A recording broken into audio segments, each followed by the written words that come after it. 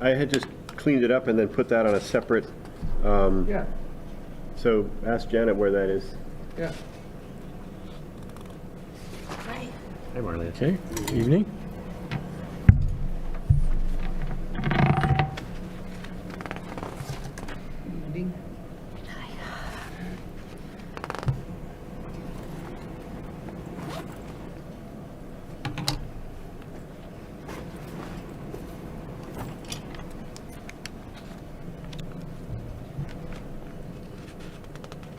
So we'll have a little bit of time between candidates to fill out our sheets. 10 minutes. Oh, 10 minutes between candidates. Yeah, I think that's the From what I 50 and the understand, 10. I gotta run it. I gotta eat my glasses. Are we gonna do anything right now, or are we gonna? Yeah, we're just going to start the meeting. Yep. Yep, I gotta eat my glasses. Call Okay, to- being 5:30, I'll call the meeting of the Reading Municipal Light Department Board of Commissioners to order. This meeting of the Reading Municipal Light Department Board of Commissioners is being recorded at RMLD's office, 230 Ash Street, Reading, Mass., for distribution to the community television stations in Reading, North Reading, Wilmington, and Lynnfield, as well as live streamed on RCTV and YouTube, which I think is, anyway.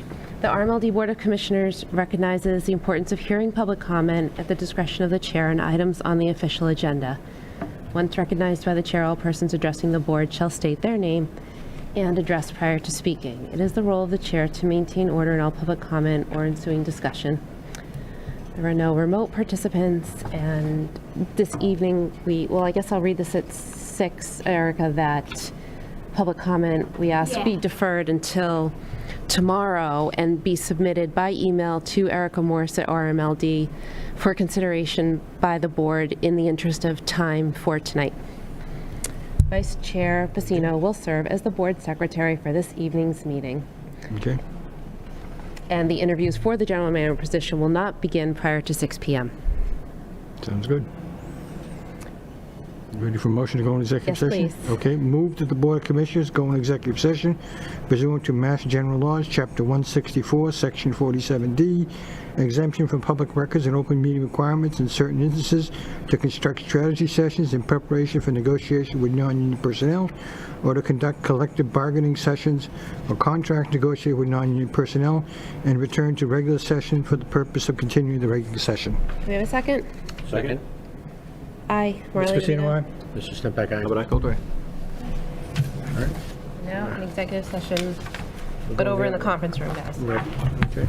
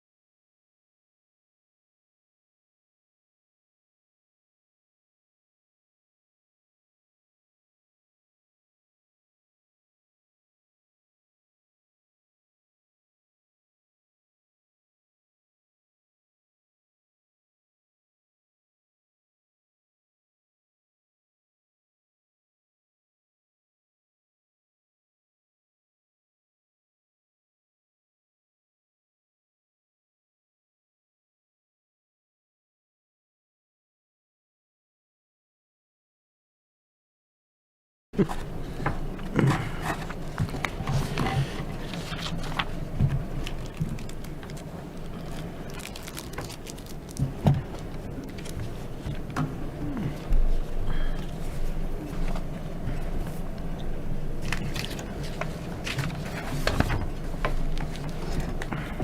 we ready?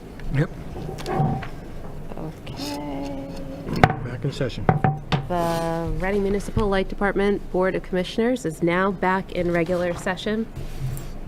And tonight we will not be taking public comment at this meeting. Any person who would like to provide feedback or comments relative to the finalists can do so via email following the adjournment of tonight's regular session meeting until November 3rd, 2022 at 3 p.m.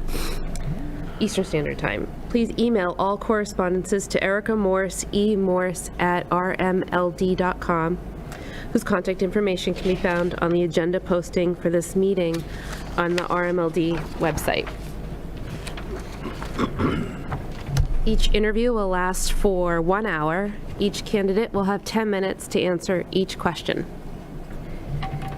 Tonight we'll be meeting with 3 candidates, Jonathan Blair, Jared Carpenter, and Gregory Phipps. Our first candidate is Jonathan Blair, who will be entering in a minute. He's the general manager at Ipswich Electric Light Department. Should get this off the table.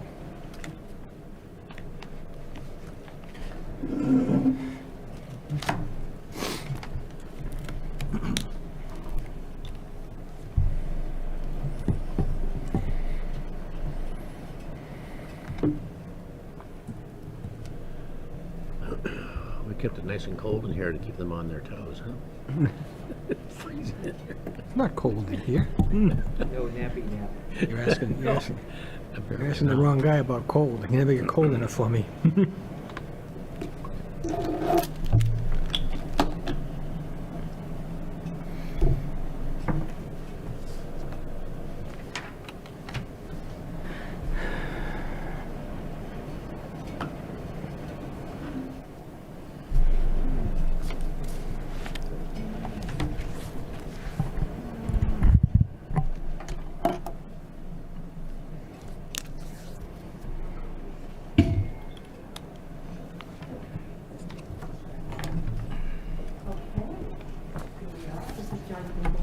Welcome, Jonathan. How are you doing?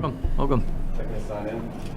Nope. No. No. Have a seat there. Yep. No public comment tonight, though. How you doing? Nice to see you. Welcome. Thanks for coming. John Blair. Look at that. You and John or Jonathan? John's fine.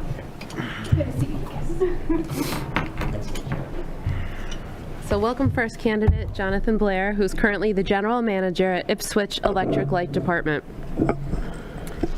You will be allotted 50 minutes, 50, for your interview and 10 minutes for each question. An alarm will ring indicating the 10-minute time limit is up, and if you have any remaining time in your interview to address anything that may have been missed. Okay. So, is Janet gonna, Eric, are you doing the bell? Okay. Our first question will be read by Commissioner Bob Coulter. How you doing? All right. This question is intended to help us understand your vision for how you would respond to a catastrophic level 5 event across Massachusetts that leaves both transmission and distribution networks flat. We're asking you to prepare a response in 10 minutes to discuss how, as the RMLD General Manager, you would respond to the following scenarios in this unprecedented situation as part of your efforts to restore power to the RMLD customers. The first scenario is a people scenario. Absentee rates are currently running at about 15% at RMLD when this event hits because a new COVID strain has emerged. Public health officials are recommending isolation to prevent the spread. As a result, the workforce is already spread thin. So how would you address that situation? So that's definitely a question that should and probably does keep us awake at night in this industry. I think it's important when approaching this question and this scenario from the general manager position to not get drawn in too deeply into the weeds of things that that there's experts within our organization, within their capacity to help solve probably at a more effective and efficient way. That's not to say that we don't concern ourselves with those details, but there are things at a higher altitude that will not be done if the general manager isn't paying attention. So things like reaching out for mutual aid. In the scenario described, it sounds like it's a widespread catastrophe, so we're not going to be able to look to our neighbors in, say, Middleton or Wakefield to come and lend us a hand for the afternoon. This is something that's going to need, at minimum, regional support from the Northeast Public Power Association, their mutual aid network, or maybe even as far up as the American Public Power Association and our public power partners throughout the nation. So that's a call that has to be made at the top of the priority list, and get those crews mobilized, get equipment, whether it's spare transformers, portable generators, things of that nature, mobilized to our system. Another thing that I think is incumbent on the general manager to be paying attention to is what other partnerships or relationships do we need to leverage. One of the first things that comes to mind is our legislative representatives. So we could reach out to our representatives and see what aid or what accommodations they can make. Could be in the scenario described. COVID has been presented as a new problem or a continued problem. So that could be in form of PPE or rapid tests, things of that nature, so that our crews can stay focused on the problem out there and not be worried about potentially spreading contaminants among themselves. I'm also a big believer in leading people, managing organizations by removing obstacles and allowing the experts that have specialized skills, like repairing utility poles and wires and substations, removing distractions from their path and allowing them to focus on that work. So I can imagine, I've been in a situation, not as catastrophic as this, but I've been in situations where we have a big nor'easter, and I can tell that my line workers and that team are starting to think about their families and if they need to, shovel their driveways, or if they're, the power's on at their house in a different territory, things like that. So before we can expect our crews to go out there, or while we're expecting our crews to go out there and try to find problems and solve them within the system, we also need to make sure that they're taken care of as individuals. That means they're well fed, they're well prepared, they're briefed, and they're confident that they can go out there and solve those problems, but also maybe think about their families or the things that they're concerned about. So that might mean opening a shelter here and using the physical space, allowing their families to come here where they can seek shelter and be kept apprised of what's going on in the system while they're out there working to resolve things. I know we have two other pieces of this question, so I'll pause there. Yeah. So in the process, basically, you're going to have a loss of applications at telecommunication providers, and that telecommunications lines that back up the wireless and wireless backup are non-functional. Cellular service is extremely spotty due to tower damage. No internal communication systems are operational. So how would you manage through that type of scenario where, basically everything that you're trying to rely on to communicate is flat? Sure. So just as we do with a normal outage, you prioritize certain restoration for critical customers. Now, on an ordinary day, that's maybe hospitals or schools or customers that are on some medical hardship list, something like that. But in this scenario, certainly the communication network is critical to our ability to perform a sustained restoration. So I think prioritizing restoration of those communication towers, if the power is the issue, is something that we want to consider.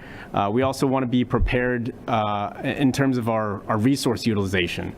So that could be vectoring backup generators to those towers. It could be reverting to VHF communications or other, two-way type short-range communications. Maybe doing pre-planned patrol routes. So you get the crew in here, and you whiteboard which circuits people are going to ride out, and you say, regardless of what you find, you need to be back at the top of the hour, and then you'll do another loop to continue to document the problems. So I think that comes down to resource utilization and not being too comfortable with the resources that we use day to day, but also knowing maybe more reliable backups that we can resort to when necessary. And final one is, there's a fire at a substation, which has started a fire, and it destroyed 2 circuits. All employees are safe. The local inspection authorities do not want anyone entering the area abutting the substation. But the circuit is critical to restore power to the area. How would you address that type of scenario where you have competing forces? So again, I think this is a scenario where you trust the experts, so you trust the engineering team, and I would imagine that they should be involved in that decision. I'm not sure, who the local inspection authorities are, but maybe that's the fire department or somebody like that. I think we can have our engineering team have a discussion, do a walkthrough, and talk about exactly how they are going to approach whatever damaged equipment needs to be inspected, or how they're going to avoid the damaged equipment and approach the functional equipment and safely operate it. I think that there's, I've seen firefighters that go charging towards a substation with a 20-foot aluminum ladder, and you have to tell them to pause, because while they're experts at certain things, we're the experts at others. And I think it's important to get all those perspectives on the problem and make sure that that we are mitigating as many risks as possible while also solving the problem, restoring power. And this is, safety is paramount, but we know that electrical distribution is a potentially hazardous industry. It's a hazardous job, and I think we have the right tools and the know-how to be able to approach those risks appropriately and continue to serve our customers. And that's what we need to do. That answer your question? Yep, excellent, thank you. Thank you. Any follow-ups for anybody?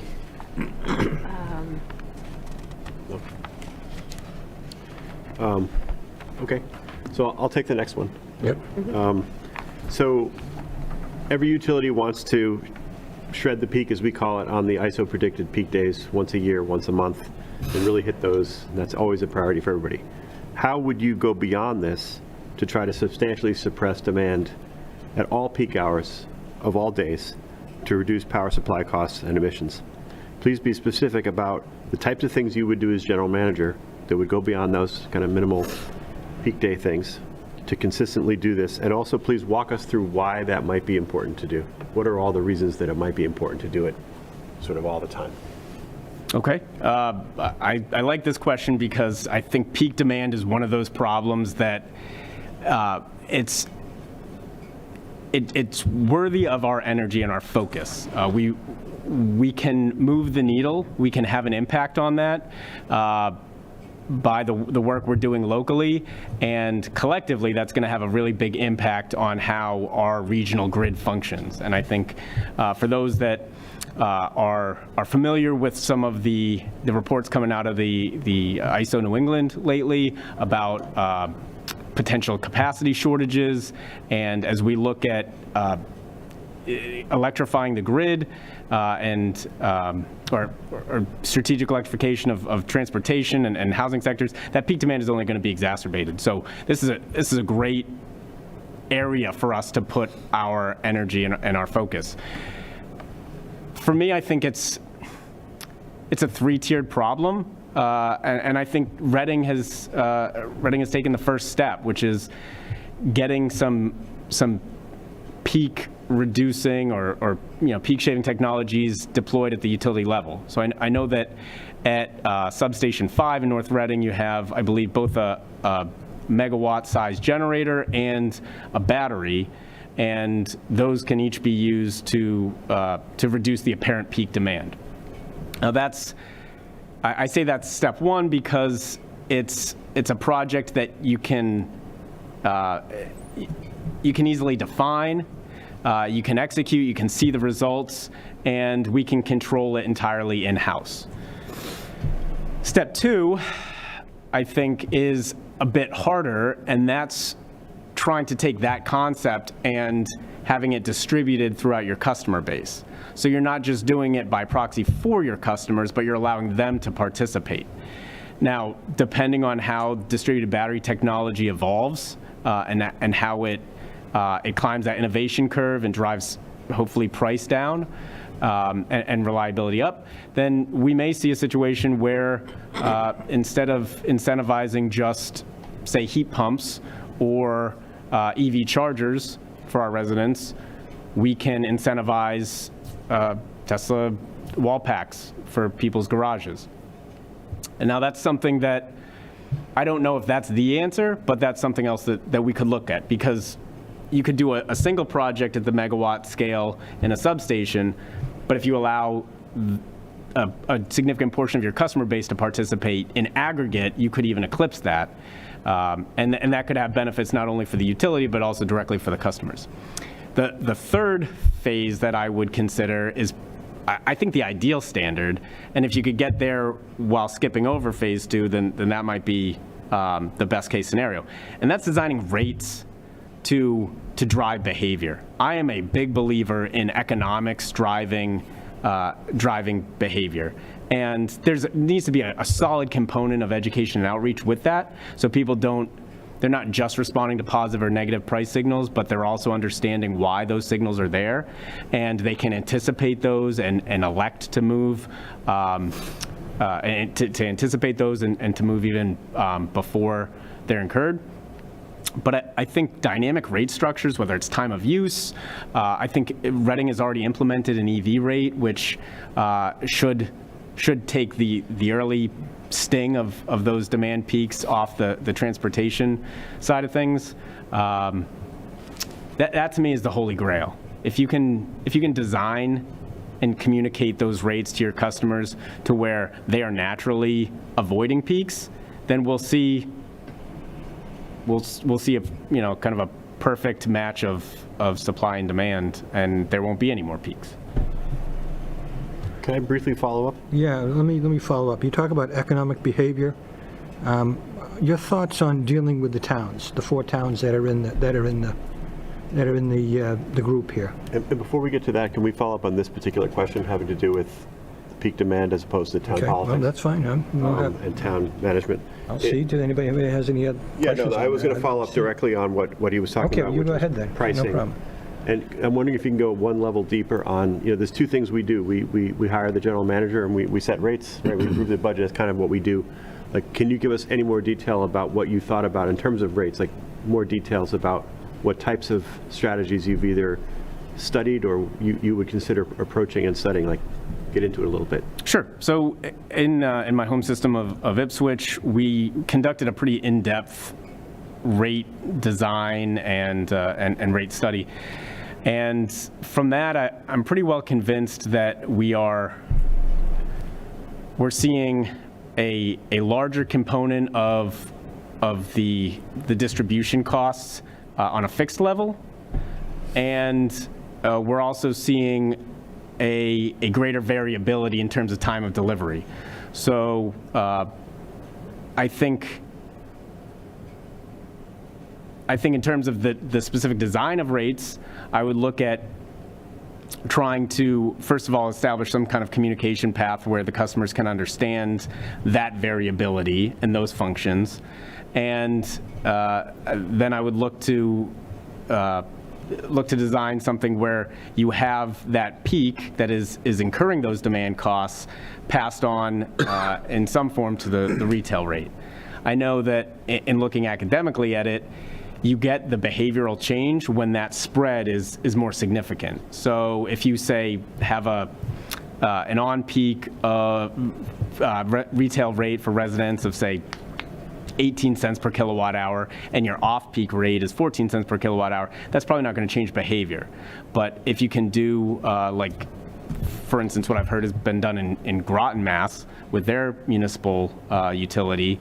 They have I believe, a 4x40 rate that they've showcased, where it's a 40-cent differential for 4 hours a day. And you better believe that drives behavior. People notice.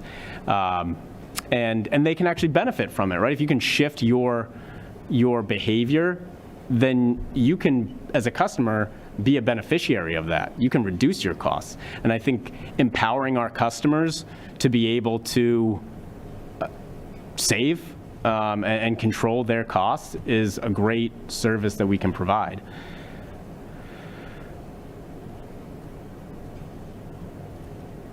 In that scenario, with the extreme rate disparity, how do you square it with someone who needs, say, life-saving equipment to run 24 hours a day? Well, I think that's what caused us to pause and not implement such a design in Ipswich yet, because we're concerned about equity. We're concerned about social responsibility and those customers that may not have the ability to shift. If you come home from work and you are making dinner on an electric stove, you're not going to eat dinner at 10 o'clock at night or at 2 in the afternoon. So how do you overcome that? And I think that's where, before you can implement those things, you need to engage the customer base, not just at the surface level where they're already coming to you, but you need to really penetrate within the community and talk to the environmental justice communities. You need to talk to the senior housing. You need to talk to customers that may not be ordinarily coming to you and understand how that might have unintended consequences for them. And I think you can adapt too. You can have, it's not a one-size-fits-all. Right. But I think if we're looking at maybe the middle 80% of the customer base, they do follow trends, and if they're the ones that are going to be purchasing EVs, or they're going to be upgrading a single-family home to a whole home heat pump system, then we want to make sure they have smart thermostats. We want to make sure that they have smart chargers, and that they can understand and adjust their demands so that they're not further penalizing their neighbors and fellow customers. Bill, did you have a follow-up question? Well, I don't know, is it appropriate to ask that question now, or not? I can hold it and ask it under question 4, I think, too. All right. So I'll hold it and ask it under question 4. Are we close to the 10 minutes on this one? About 1 minute left. Okay, so let's wait until 4 for that, okay? If we can. Yeah, I'm fine. All right, so I'm going to ask question 3. Please provide your vision and business plan for implementing the climate law that you would implement as the general manager, and how would you bring your unique skills to incorporate the entire team that is RMLD? It's a great question. By climate law, I presume you're referring to the greenhouse gas emissions standard. And okay, so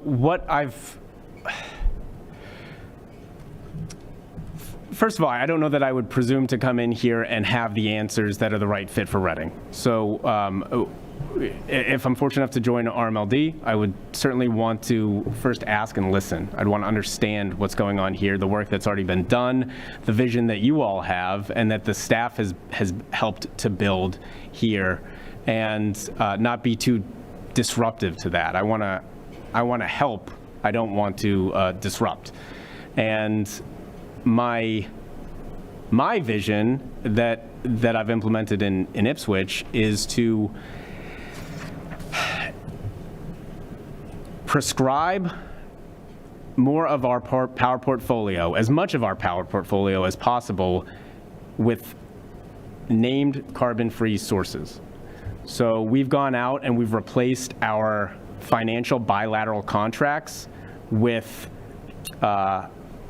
named carbon-free sources, whether that's hydroelectric facilities on the Housatonic River, or with wind PPAs in Maine. We just were a major participant in the largest solar array in Massachusetts that just was commissioned last month out in Ludlow, Mass.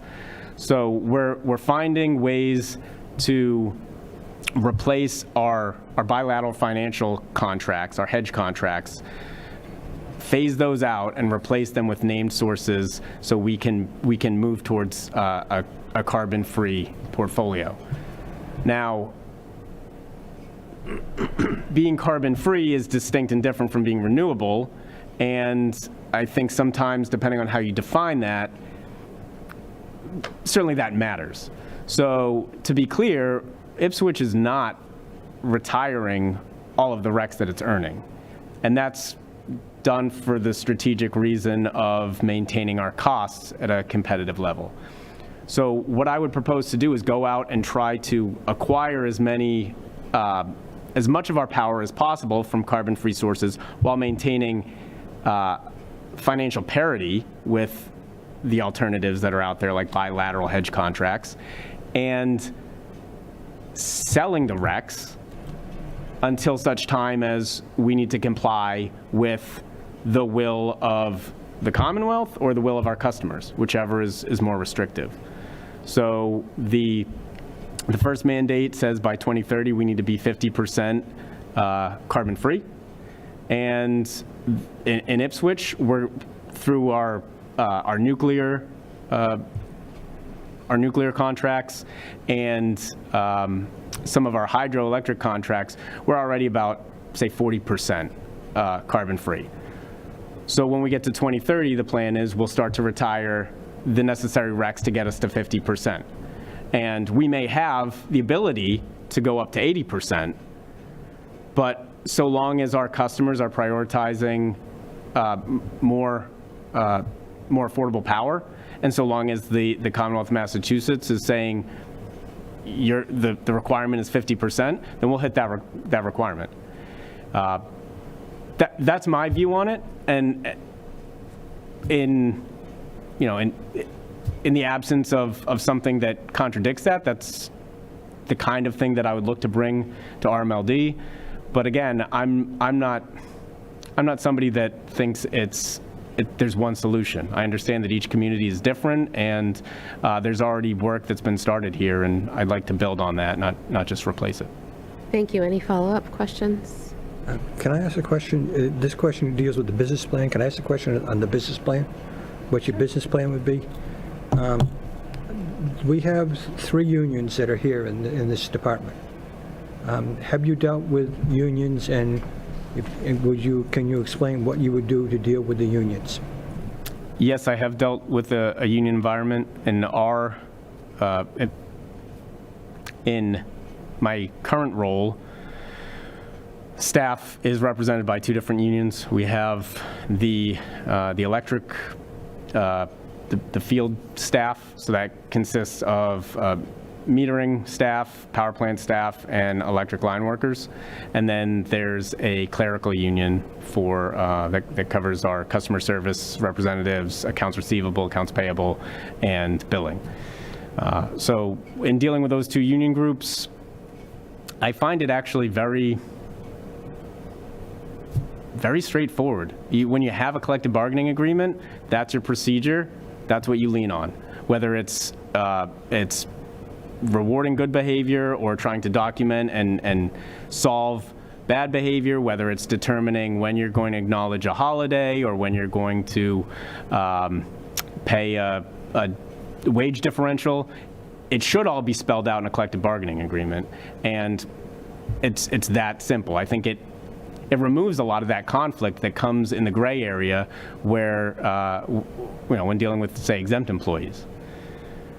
Is there a specific concern or specific problem I can speak to? Unions and what you've done in the past in terms of how you've dealt with unions and in terms of negotiating with them, and what some of your successes are and some of your failures are. So, when it comes to negotiating, there's a parable about an orange where 2 people arguing over an orange, and you can either one person can have it, but the other one doesn't get it, or vice versa, or you could compromise and you split the orange in half and everybody gets half an orange.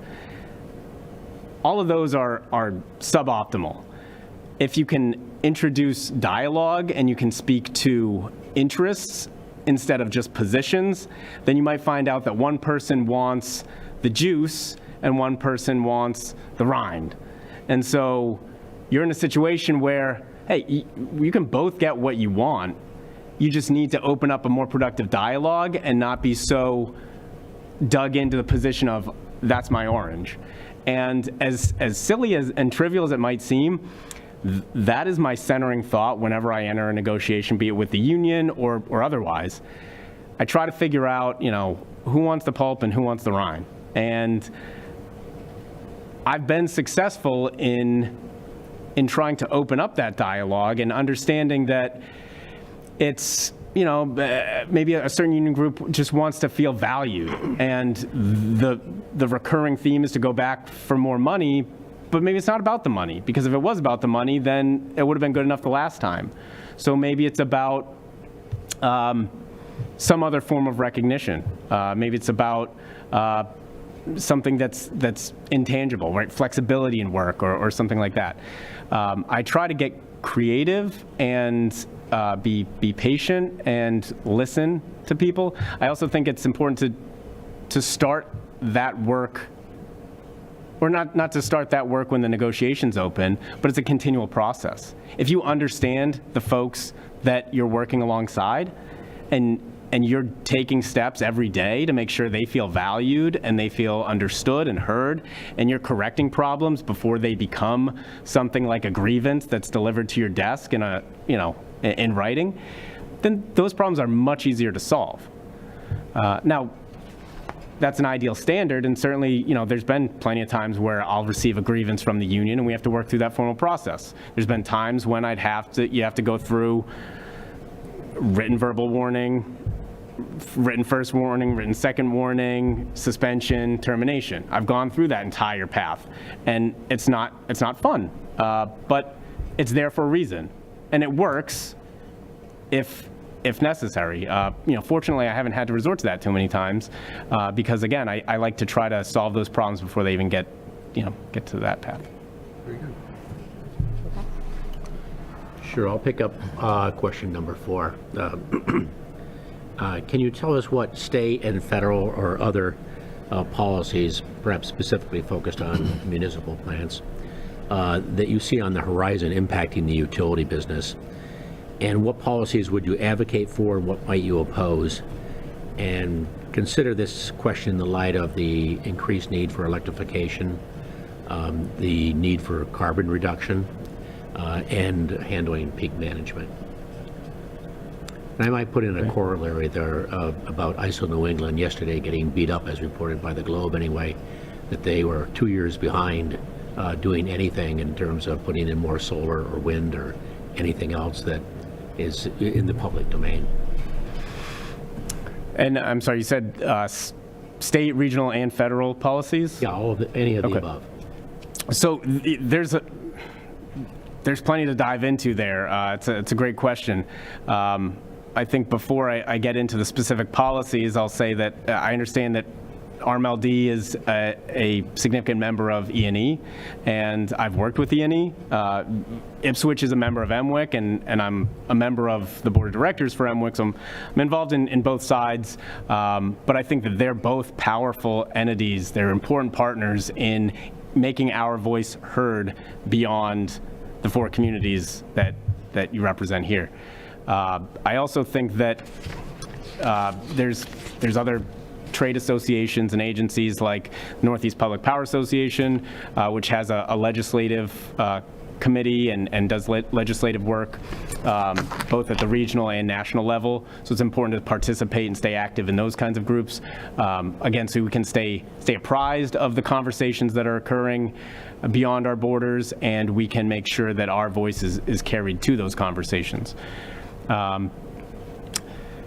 The first thing that came to mind when you asked your question, I'm not sure if it hits on exactly what you intended, but we're seeing we're being inundated with grant funding right now between ARPA funds, which are just kind of starting to flow through, and then what we're anticipating through the Inflation Reduction Act and the direct subsidies that will be available through that.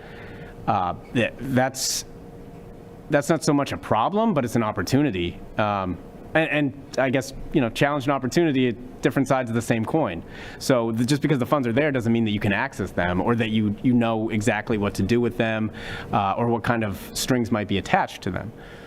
So that's a big concern right now, is how are we as municipal utilities going to position ourselves to best utilize those funds? Where should they be directed? How can we make sure we don't squander this opportunity?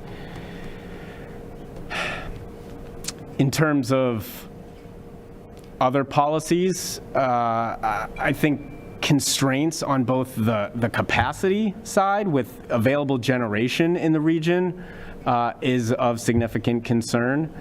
You spoke to that a moment ago with ISO New England, and we've heard some somewhat grim reports coming out of the ISO in recent months.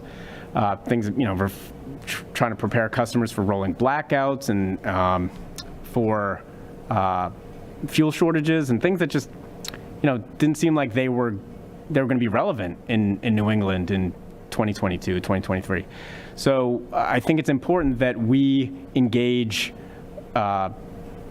directly with ISO when possible, although really the right format is through FERC, and making sure we're supporting policies and making our voice heard all the way up at the federal level, so that ISO New England is clear where we stand as customers and as stakeholders in the regional grid.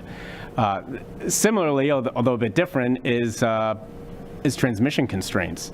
And I know I'm not altogether familiar with the work that E&E has done on it, although I'm sure they're plugged into the issue and working hard on it. But I know that MWIC has been very active with trying to advocate for municipal utilities to actually be able to own transmission and to be able to be part of the solution in building out that transmission infrastructure so that we don't see as many constraints, particularly up here in Northeast Massachusetts.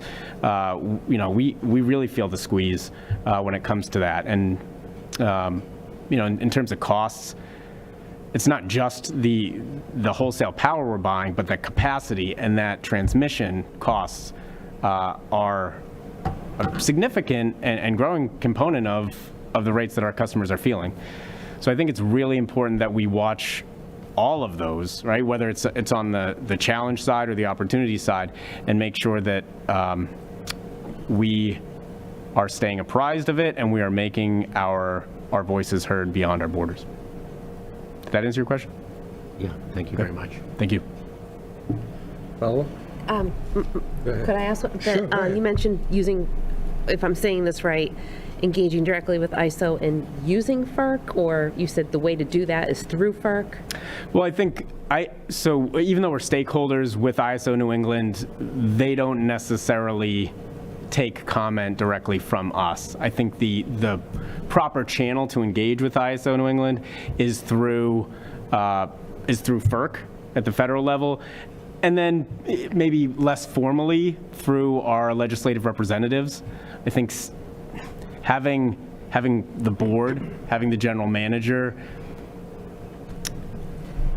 maintain a good relationship with our legislative representatives is important to making sure that some of those less formal communications that can occur are being had and we're being advocated for at every opportunity.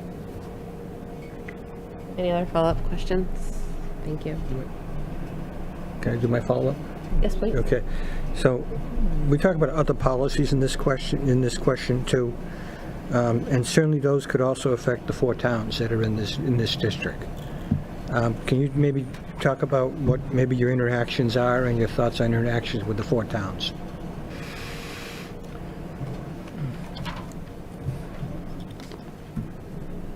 Yeah, I think one of the special things about RMLD is the fact that you have the ability to influence 4 different communities, and you get to have a positive impact at a order of magnitude greater than a lot of your peers. Just as I said, I wouldn't propose to come in here and impart my will and my vision unilaterally on the department as if I somehow know better.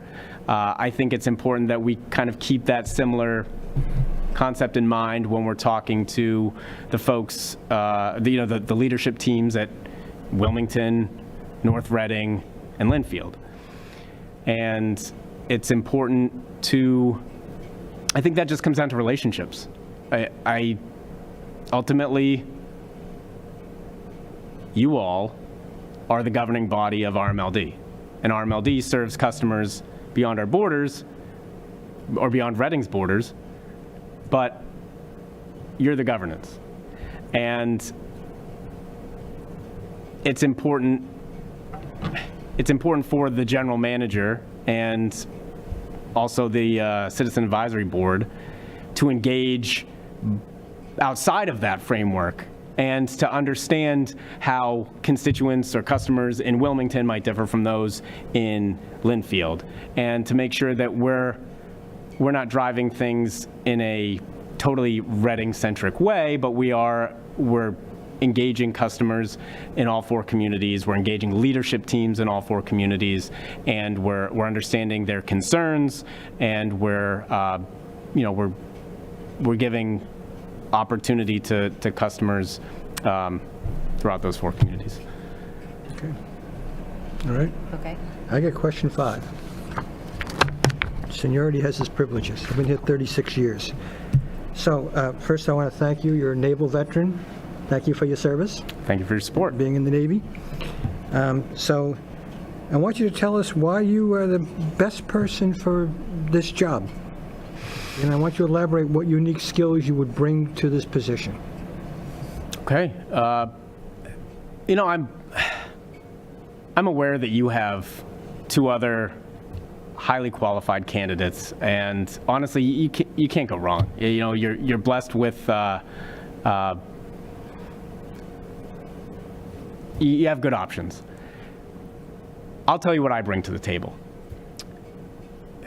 You don't need to wonder if I'll be ready to do the job or how I'll perform on the job, because I've been doing the job for 6 years, 20 miles away. It's a very similar environment. Right? Northeast Massachusetts, we're subject to the same types of constraints, the same types of weather patterns. We have the same legislative impacts with the greenhouse gas emission standard, many of the same vendors or network connections. I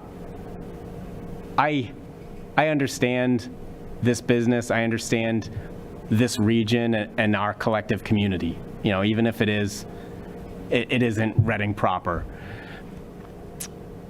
So if you want to know what kind of performance you can expect, you can look at Ipswich and you can see if we're meeting the mark, if we're on the right trajectory, or if that's not something that RMLD needs.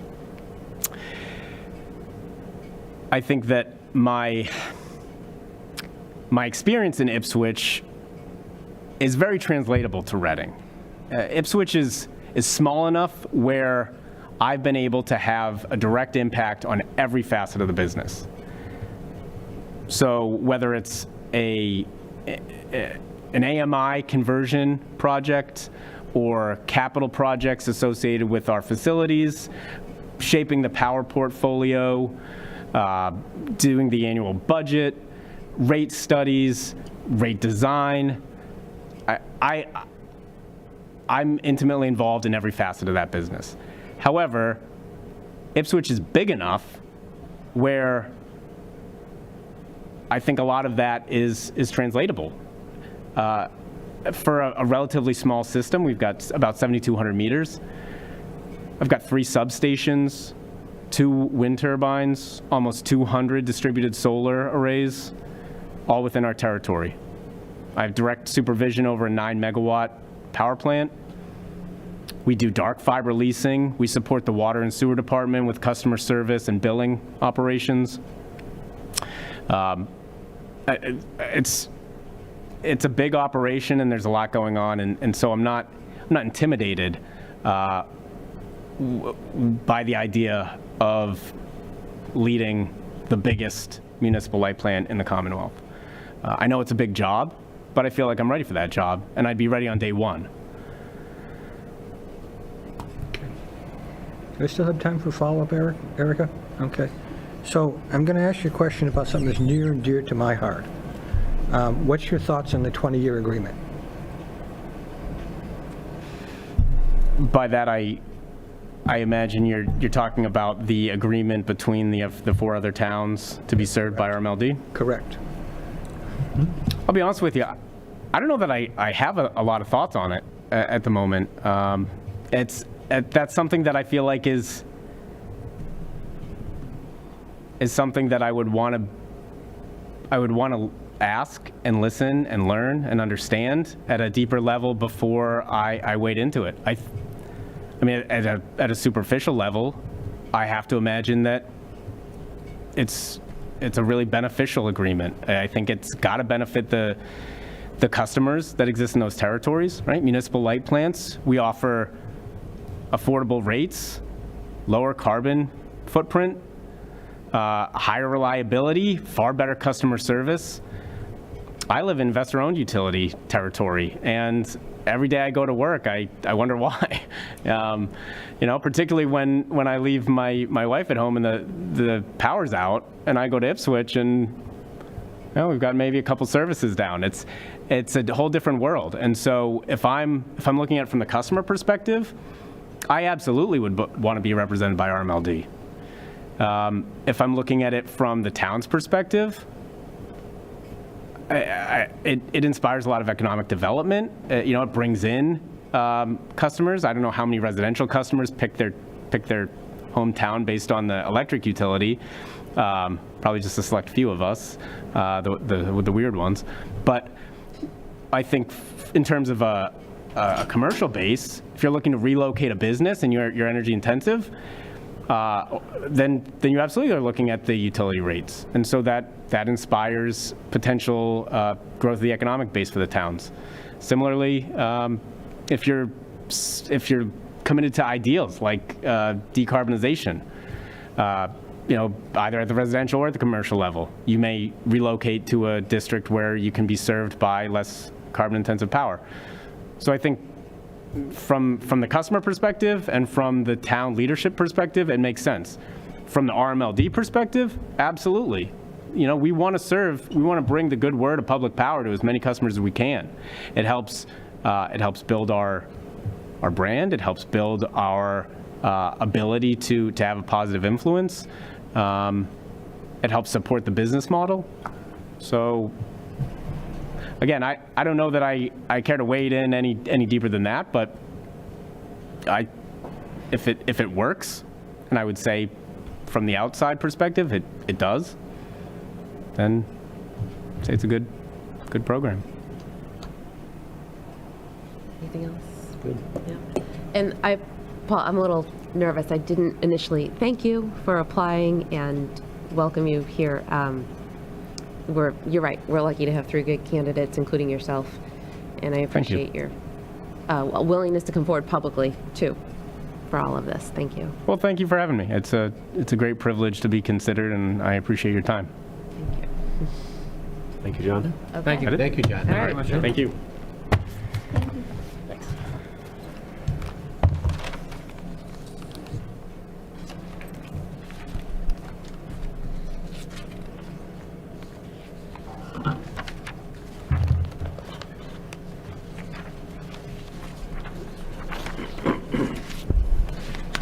Okay, so now we have 10 minutes for you to review your notes, so I'm going to set another timer so Janet can... Okay. Okay. Yeah, Thanks, Erica. give us some time.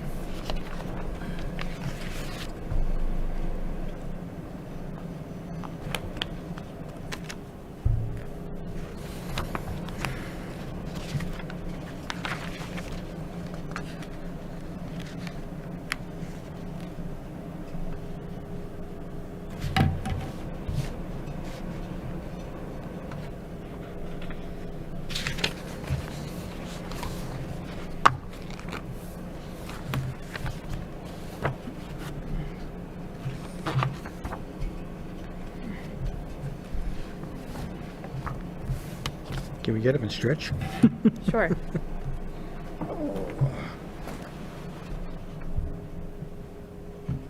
Forgot to ask him how many megawatts a nuclear reactor on a submarine generates. And if we could dock one, as a Oh, peak. I recommended that actually for Gloucester because we've had water shortages, tremendous, like drought like everybody else. And, they use those kinds of plants for desalination. Uh-huh. And Nuclear-powered desalination? It's happening in California. Yes. Just remember this is recorded. What's that? Just remember this is recorded. Oh, Yeah, we're in public session, but Yeah, we're in public session, that's it's all I'm okay. saying. But I mean, we're not, No, I'm just saying, and it is, yeah. thank you can talk, just, it's just, and that's not about a candidate, I'm just throwing it out there. So that's good. Thank you for reminding me.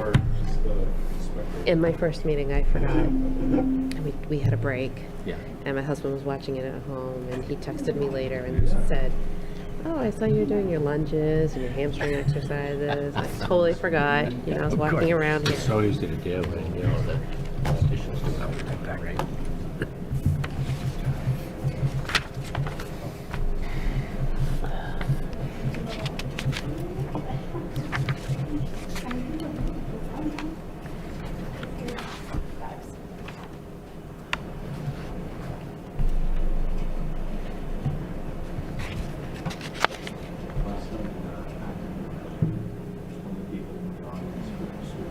Oh, really?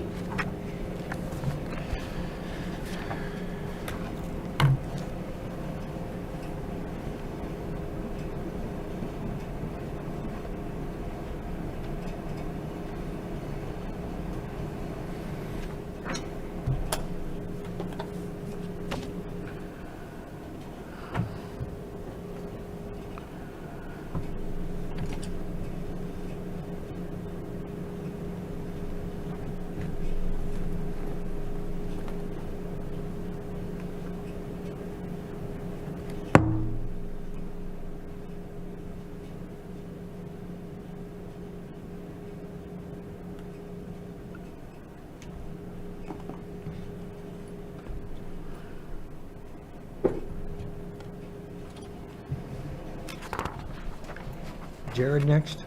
Okay.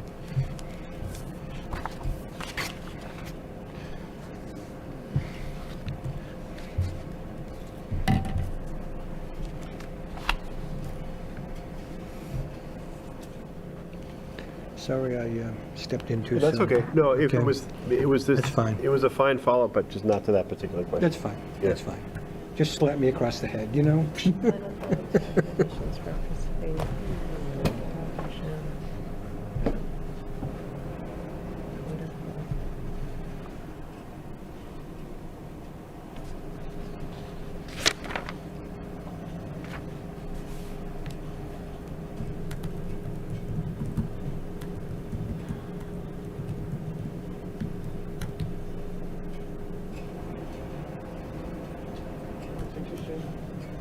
We actually had a CAB member that was actually born in that house. Who was? One of the CAB members, when we first set the CAB. Is that right? He was Really? born in that house. Oh, that's crazy. Yeah. And this is like a family trip, Yeah.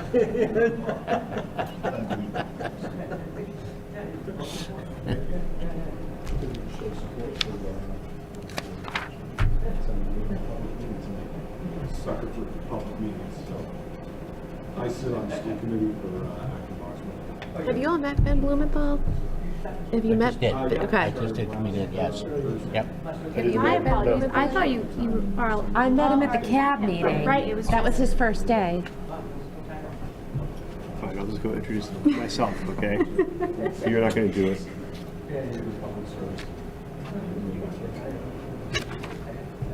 No, my first day is Thursday. Last day is Thursday.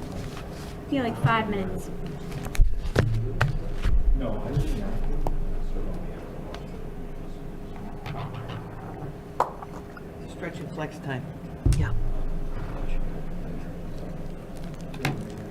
Oh, okay, got it. That would be cool. Most of the things are going on. Yeah. I know how,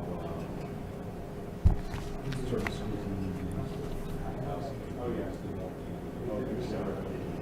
So, we'll figure it out. Yeah. Well,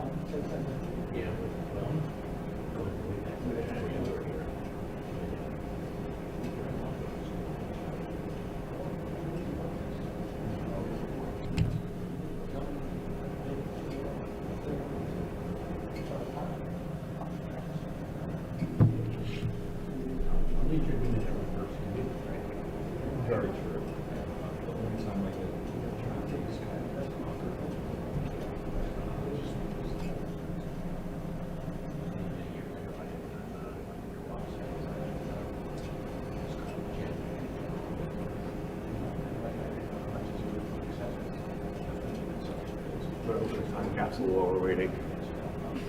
Do you know about that, Erica, the time capsule? Yeah. Gabe, were you here for that? A No, while. it's 1994. When does it say we can open I it? was still in elementary school. Erica wasn't born. I was born in 93. Were you really?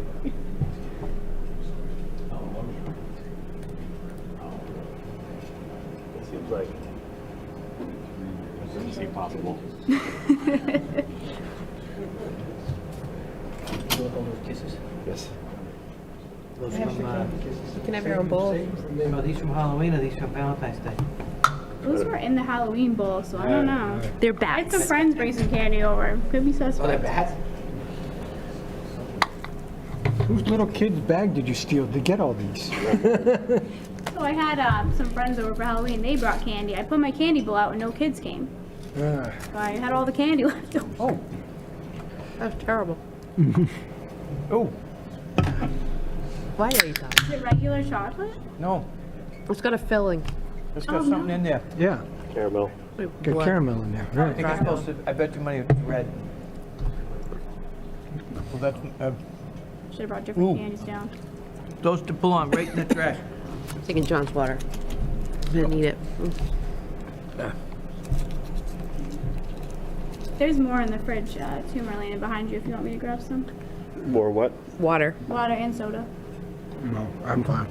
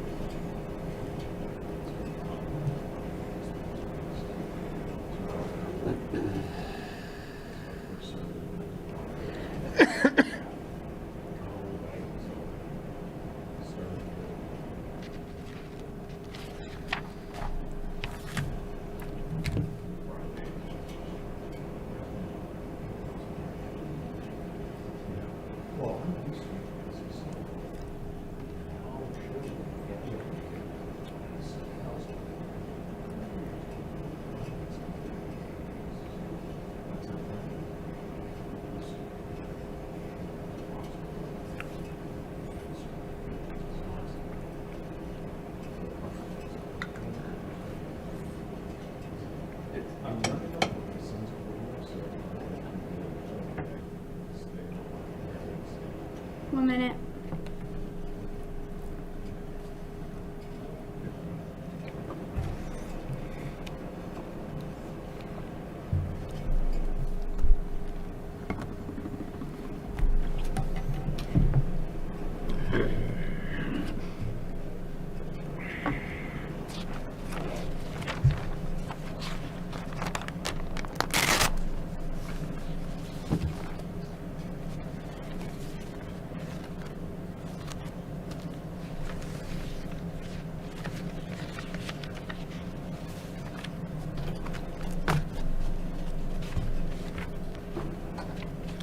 This is a good set of questions. Yeah. Really. Timed it right. Oh, he timed it right. Yeah. Oh, yeah. That cave. Yes, Commissioner.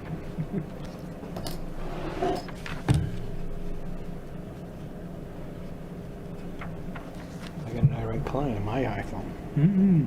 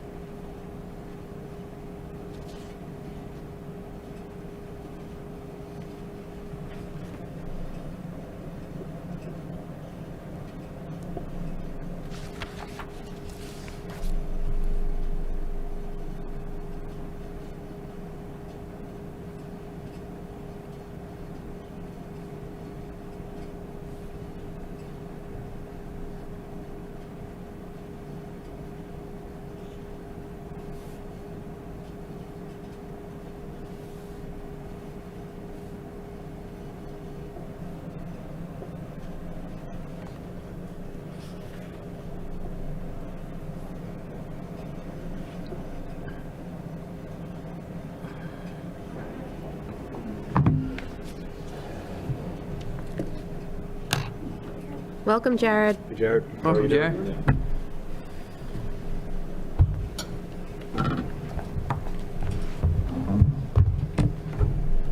It's nice to meet you. Thank you for your contribution to our process and applying, and good luck. I'm Marlene Abita, the chair of the board, and I didn't introduce also last time Bob Coulter, John Stembeck, yeah. Phil Pacino. Dave Talbot. Okay. Good to see you again. Yep. Good Well, you'll to see have Last time we saw you, you were in this room. Yeah, I probably sat right over here, but the tables are gone. Where'd the tables go? 12 days ago, actually. Oh, really? Oh, okay. They used to be right there. As the second interviewee for the GM position, Jared Carpenter is the current manager of Utilities Administration at the Port of Oakland Public Electric Utility. You will have 50 minutes for your interview and 10 minutes for each question. An alarm will ring indicating the 10-minute time limit is up. If you have any remaining time in your interview to address anything that may have been missed as well. Sure. Okay, so the good. first question will be read by Bob Coulter. Do we look like anything you expected over the phone? Well, some of you, of course, I know from back then, and Right, sure. so Right. We Maybe I haven't look changed a bit. different. Yeah. Yeah. you know, That would change. That would change. a couple years here and there with all of us. Great. So this is a exercise scenario type question. I know you've seen it, but it's to help us understand your vision of how you would respond to a catastrophic event here at the RMLD. It leaves both the transmission and distribution networks flat, and please prepare, obviously you're going to prepare your response in another 10 minutes. As the RMLD general manager, how would you respond to the following scenarios in this unprecedented situation? And the first one is people. Absentee rates are currently running at above 15% at RMLD when this event hits because of a new COVID strain. Public health officials are recommending isolation to prevent the spread. As a result, the workforce is already stretched thin. How would you address this portion of the dilemma? So, first things first, for that kind of a situation, and actually, in California, we do kind of have these now with our public safety power shutoffs that happen and transmission level things. So maybe we'll get into that more later if you're interested. But one thing you want to do is I'm assuming there's still a storm czar here, that position, someone's still assigned there. That person is going to be engaged to do their job and follow the protocols, which if they haven't been updated, but I bet they have been, especially with COVID, they would follow those protocols. But next thing you want to do right away is you want to really inventory what staff is here that's available, come up with a quick plan of who has training from other departments to know who can mix and help other departments out. As a general manager, though, one, the storms are understanding what staff can mix and make sure people stick to a plan of how staff are going to cycle and rotate and be here and not be here. To quickly contact the city managers and the emergency folks at the different four communities as general manager, take that role on and be the kind of the face of that, because the storm czar will be doing the work in here. So make sure you keep any kind of panic down. There will very quickly be media attention happening on some level, in some way. So it's important to make sure you can have a message put together as the manager and answer the questions. Again, to keep any kind of panic down.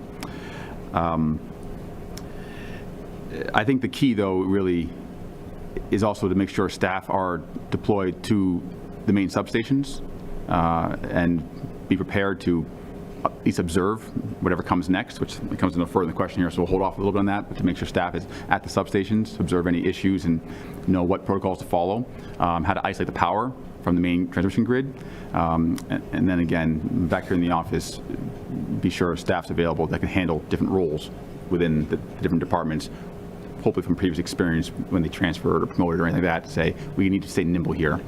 And just assume, of course, you're going to have some staff that's not going to be able to come in. They're sick, they're ill, and that's okay. And come up with a plan of your staff, of which ones can, how many hours they can work safely, comfortably, and have a rolling positions moving around to ensure all things are covered. That would be the main thing. But as general manager, I really think from storm duty here before and working here during multiple storms here, the general manager, one of the most key things is to be the face to talk to the 4 communities and the different departments, fire, police, town managers, get to the emergency centers. I think that's really important as general manager. Great. But the next portion of the question is along process. And this is related to loss of applications and telecommunications providers. In addition to the power being out, the communications network at RMLD is down. The telecommunications lines and backup wireless are also non-functional. Cellular service is extremely spotty due to tower damage. No internal communication systems are operational, and both internal and customer-facing business applications are down as well. How would you respond to that type of lack of communications? Again, since it's really being asked as what you do as a general manager, you want to get to each physically. You need to go to each town and get to the police departments, the fire departments, town hall, get to the board, get to everyone physically to go deliver a message. Put signs of messaging on the front doors explaining what's happening and the work being done. Put the similar signs at the town hall, at the libraries, any emergency centers you can. And you certainly can move those and deploy those in bigger places, but start with those locations, because most likely that's where people are going to go first, and that's where you can get a message out. You can be working to fix those systems, but if you don't have any technology, you start with signs. You start with word of mouth, you go see them directly, and do that as fast as possible.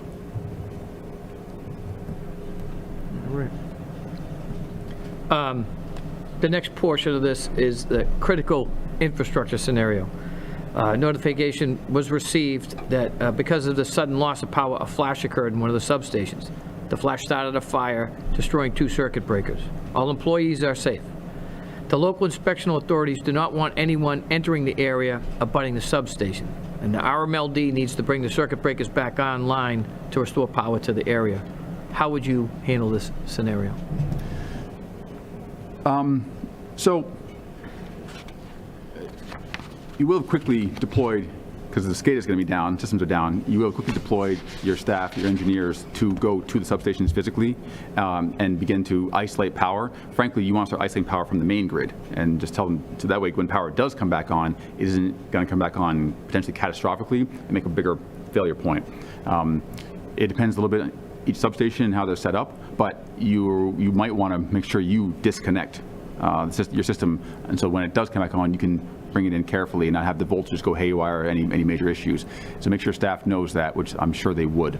As general manager, you want to get there as well to the one that had the problem, because there's going to be the officials there from the town will be on site quickly. So be there with them and explain the importance of why you need to kind of get in there as quickly as possible, but safely under NFPA, 70E, all those safety, you've got to follow those things. You got to follow them. But what's important is if those breakers have flashed, is power capable of rushing straight through, making an even bigger problem? You need to get in there pretty quickly to ensure there isn't a catastrophic larger failure that comes after it.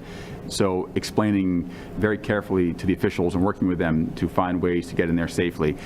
But if you don't show up and explain to them that way, it could quickly end up in a situation there where the staff on site plus the officials could end up with some issues, arguing and having some problems with each other. So it's important to be there, stay calm, help everyone understand why it's important to get in there and how everything safety is going to be followed. Obviously, the correct suits are being worn. Everything, there's ways to do it safely. So be there as the communication person to ensure everyone is following the right protocols. That would be how I'd handle that, something like that. Thank you. Thank you. Anybody have follow-ups on that? No? So I'll take the next question.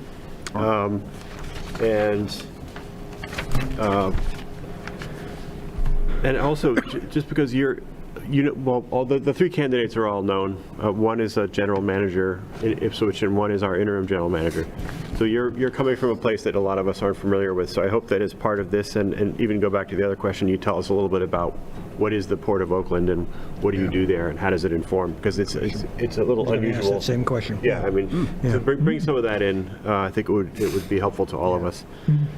The question as written is, all utilities try to shred the peak on the ISO predicted day, and how would you go beyond this to not just, have, okay, it's peak warning, put the tweets out, but try to substantially suppress demand on all peak hours of all days to the extent possible to reduce costs and emissions. So please be specific about the types of things you would do as general manager. What would you bring to us to really up the game in this area and produce a large-scale reduction across all days on the peak? And also why this is going to be so important. And as you answer that, please bring in, as I said, and as Phil chimed in there, what's going on in Oakland, California. Sure. So, my background, I'm an engineer, and then for mechanical engineering, fell in love with the power systems business in the 1990s, college engineering. Went back got a master's degree in energy systems, which mixes in some business and some law, so a few other things in there. But energy efficiency and demand response is my passion. So, I love the question. All right. So when I was here before, I worked at RMLD for a number of years before, as you know, so everyone knows that. So when I was here, what we did was we started doing everything possible to curb peak demand. It was around, I think in 2006, it was around 172 megawatts, I think was the all-time peak here. And it was important that we didn't hit that again because the prices were skyrocketing back then, like today. So we implemented a bunch of programs. When I got here, there was no solar in the town. When I left, I don't even know how to count how many were, and it's nice to see it keep going. We started trying some random interesting things, like putting in, pushing for heat pumps, and also putting for water heater controls, bring the program back, but instead of on a timer, on a controlled. It was kind of an idea we were trying out, because that way, as a peak demand's hitting, as you see it in the department next door when you're buying energy, coincidental peak with New England, and you want to get it monthly and you want to get it annually, because that's where your costs are going to come in on that one. You want to engage the program to shut them off as fast as possible for a couple hours, and then bring them back on at the time. I'm not sure what changed, but at the time, we bring them back on in thirds, 1/3 at a time. Not that way you wouldn't create a new peak, an hour later. So cycle it on, and that same technology to use it on heat pumps, air conditioners, everything else. Even back then, we actually were running pilots on things for electric vehicles. So those were interesting as well to see, and having programs set up to encourage when they would charge and when not to charge. Again, all about controlling the peak of peak demand. I worked the majority of my job back then was working with the biggest customers here, the commercial ones, industrial ones, and finding ways to mitigate anything within their systems, teaching them about how the meters read every 15-minute pings, and that you actually can save a lot of money yourselves by not turning all your AC on at one time, like in some of the big warehouses here and whatnot. They just everything on at once. No, phase them. You'll save money, and our peak demand will come down a bit. Find out what technology they have available that is possible to flex with demand. Again, explaining how it keeps their peak demand costs down per month. Now they become incentivized, encouraged. Communicate with them monthly, especially the bigger ones, the ones that really set the peak demand here, reminding them what their peaks are, and encourage them when things start to come down a bit. That was what we did back then, and it worked. It didn't peak here, again here, at least when I was here. We played around with some ideas back then, and we were working hard actually to do batteries and things back then. It didn't work out here when I was here. I know they have them since, but you definitely want to engage your batteries. But you want to do it to make sure you're shedding your peak load. That's important. I actually worked on some of the battery ones in other municipals after I left here and doing engineering, like for Sterling. I was very big on that design with Sean Hamilton. I give him all the credit, but it was my idea. It was a cool one to mitigate their peaks, that solar and whatnot. It was fun to use a battery to really shed it well. It worked great. That's Sterling Light. They had the first battery in the state, right? Mm-hmm. Yeah. Yep. Fun fact with that one, it was really also designed to not only do peak demand shedding, but also to provide emergency power so they can run essentially indefinitely off the grid during a giant ice storm or something else that could happen critically, which is why the federal government took interest and helped fund it. So, fun project, worked great. It's a cool one. Where I am now. So, the Port of Oakland is just another public utility. The name doesn't have a separate name like here. It'd be like if RMLD was called the Town of Reading. Four towns, but still, it never changed the name from the beginning. It was changed, Reading Light Department, for a reason.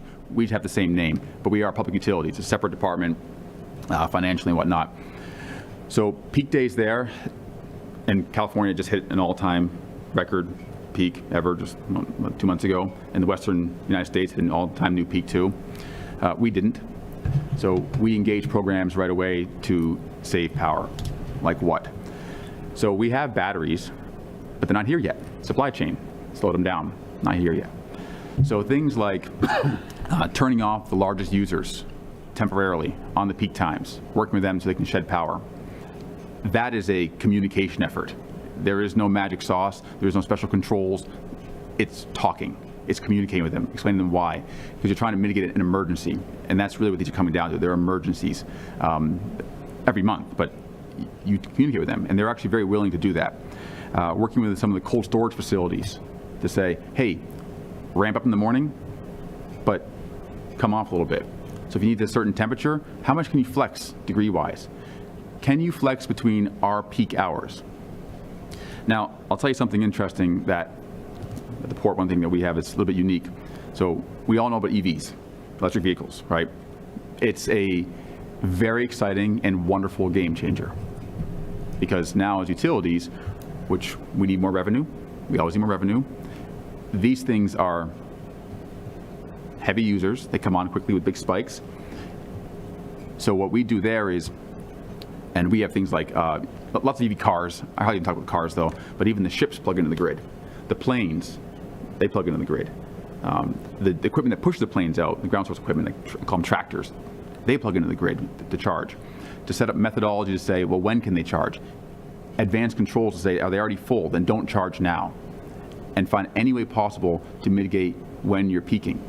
Now, I'll tell you, as you add EVs, it's going to completely shift. Oh, and so for us, we've gone heavy in EVs, especially during COVID, because it was part of a plan, but it's a great revenue generator, which helps keep our rates nice and low to everyone else. So, especially EV rates helps keep the rates low to everyone else. But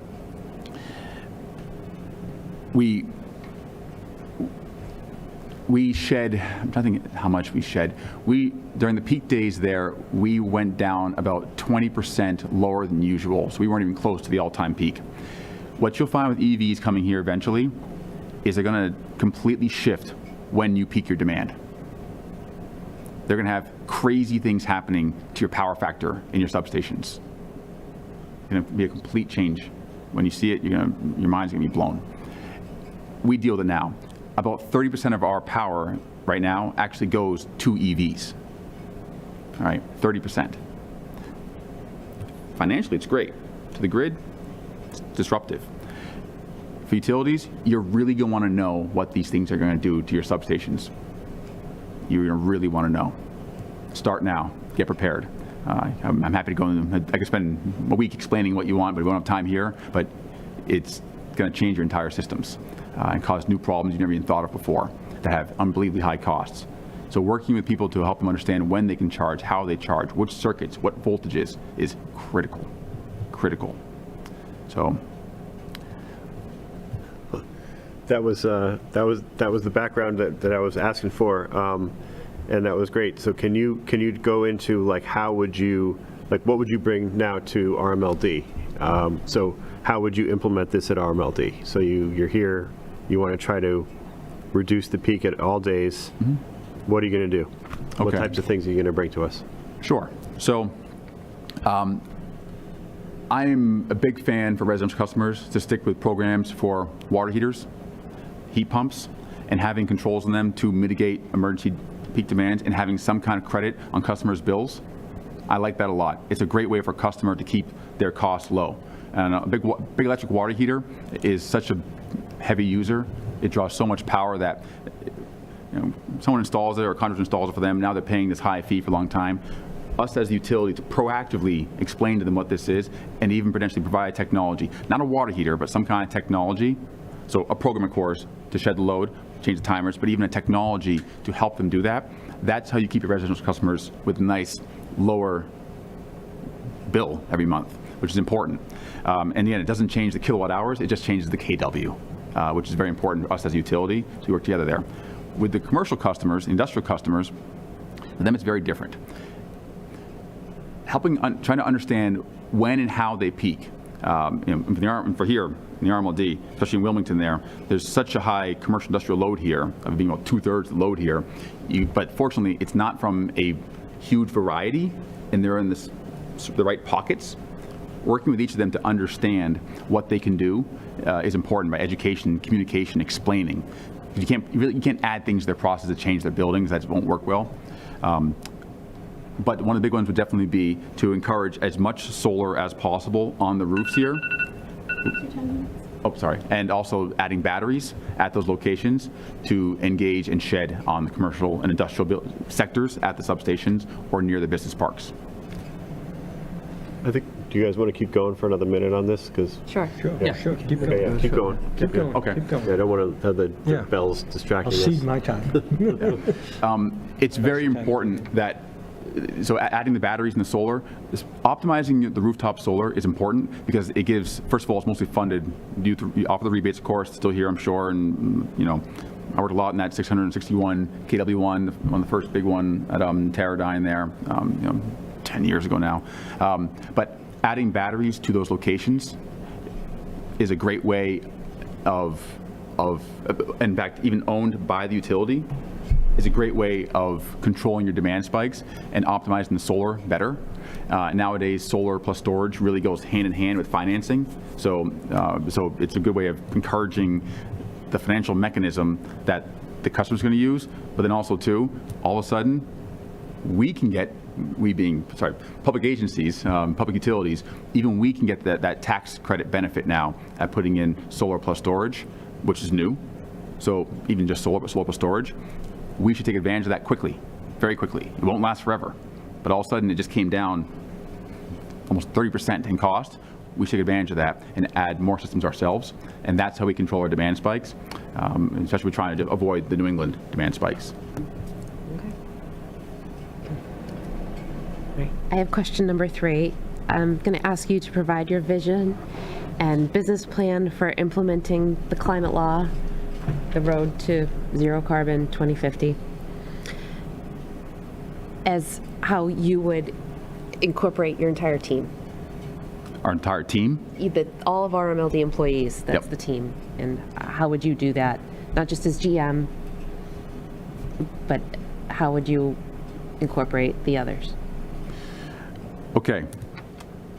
So any good idea to save energy is key. The more we save in our system is less we need to buy outside our system, which means we've lowered how much we need to meet the RPS. That's one of the most critically important things. And every person in the company who has a decent idea, a good idea, a new idea, share it. If it seems like it wasn't a good idea before, please share it now. If it's a box in the hallway, just share your idea, but talk. Let's talk openly about it. In California, we have an RPS. I'll tell you one of the ways that, the 2020 RPS that the last one that was fully submitted and adopted, did 2021 already, but just submitted. But for 2020, we were 70% renewable and 13% carbon-free on top of that for 83% green. The 13% is like large hydro, can't call it renewable. So we were 83% green. Our rates were, I often say 20%, closer to 30% lower than the investor-owned utility. So how are we so green at lower rates and no rate increases? One way to do it, create a rate for electric vehicles. The rate is going to apply 100% renewable energy. That will keep existing customer base, it'll help fund the existing customer base and keep their rates low, especially if you get transient users coming in from other communities, charging at the systems here, the EVs here, put them near the highway, put them in the business parks. Transient users are paying to charge the car when they're not even our tenant base. So revenue goes up for RMLD, which keeps the rate stable. And you just took a chunk of your renewable resources to meet the RPS, and you've achieved it through the EVs. It's almost like a free trade there, in a sense. All right. And if you did that, if you charge, so the EV rate's gonna be a little bit higher, 100% green and paying for some infrastructure, it's still gonna be lower than the IOU rate next door. Guaranteed. I don't even, right? I mean, clearly, it'll be lower than them still. A couple birds, one stone, knocked off, and your revenue just went up. Win-win. That would be a main one. One thing I'll tell you, Can I make sure I understand what you just said? Sure. That's all right. That the EV rate on the charger would be high enough that it would pay for the retail cost of electricity plus something to retire a wreck. Is that what you're saying? That's why it would kill two. Is that what you mean? Yes. You want to apply 100% green energy as part of the energy rate for the EV charger. So when they pull the car in a charge there and swipe the credit card or however they're paying for it, my preference actually, you bring in developers who do EV things and they become a new customer of the RMLD, developing it and paying for most of it. And so they're taking over all that business side of it and they're just buying power from you. But what they're buying from you is at a green rate for EVs that's 100% renewable to help mix in the rest of the existing customer base to increase your RPS automatically without costing any more to the existing customer base at all. Got it. Right. One thing, I think CCA is taking off here a little bit. Remember those CCAs, right? Community choice aggregators. So one thing you're going to find with your RPS, you're going to want to move quickly on investments. Because I'm telling you, in California, we have this right now. You want to move quickly on renewable energy generators, signing long-term contracts. Faster, don't wait, because the prices are going to skyrocket, get higher and higher and higher. If you had a good deal, get into it early and get at least 10-year contracts. And don't be surprised down the road, one of the things as the more regulations hit on this, they're going to add, what's going to be added next is saying you need to have contracts that have a longer duration. You can't do a 3-year one or 2-year. They're going to want like a 10-year one. That's what we have in California. 60% of your renewable energy contracts have to come from a 10-year longer contract. That's hard. And when the CCAs are coming, they're buying it too. You're now competing against not just your other POUs and the IOUs, now the CCAs too. It drives the prices up and very hard to find resources. So don't wait too long or your prices are gonna skyrocket, and that means rate increases to all your, all the rate payers, and you don't want that, so. Okay. I was wondering about how will you provide leadership and encourage your team to participate in executing this plan? So first things first, explain to everyone, look, this is a good thing. It's law, so there's no choice, but it's a good thing. Let's look at it positively and let's focus straight for a solution. I'm never a big fan of any laws coming on the POUs at all, literally at all, but it happens. So also as general manager, take a hard stance to protect the POUs, to have as few regulations as possible on us from the government, because we can handle it ourselves, we really can. So you gotta fight for that. But internally with the staff, make sure everyone knows every good idea for any kind of internal energy savings across customer bases, it can be heard. Someone says, change your voltages, network your substations, how's it gonna save energy? They explain it. Let's play it out, let's look at it. Find new resources on the energy purchasing side of the business. Find new resources, shop, look, search, go see them if you have to, whatever it takes. Find ways to optimize the existing ones that maybe aren't optimized, like a smaller hydro. All of a sudden that might have a really high value, just not yet. It might take 3 or 4 years from today, but as the RPS kicks in, its value kicks in. Get in there now, maybe you add a battery at the hydro. In California, we actually cycle our hydros daily. So if cost is, when the sun's setting, value's high. Middle of the day, value's low. So when we turn the hydros off, middle of the day, run them again at night, value up.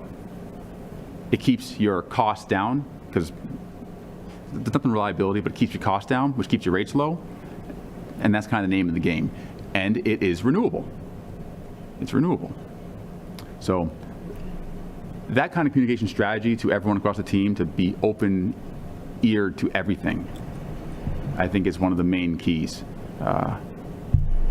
And working hard to say, like customer service, for example, make sure you tell customers, do you have solar? We have programs to help you get it now.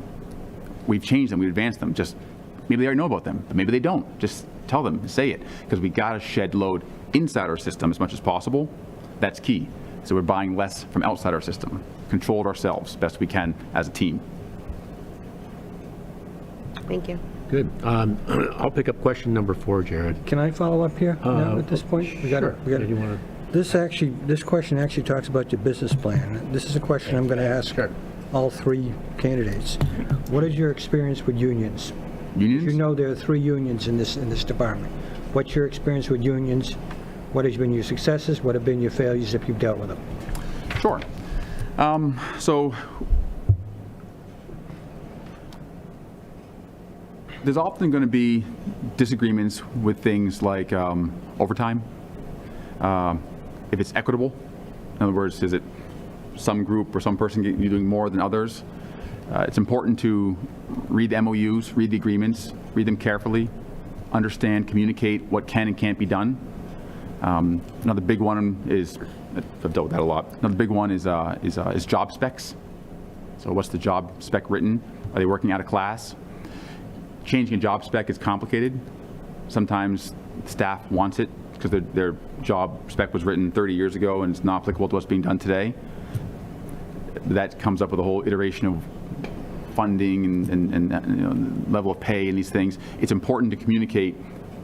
My strategy, my method of that is always, let's talk. What exactly do we need to change the job spec? Don't wait till it's a fight. Don't wait until it's a problem.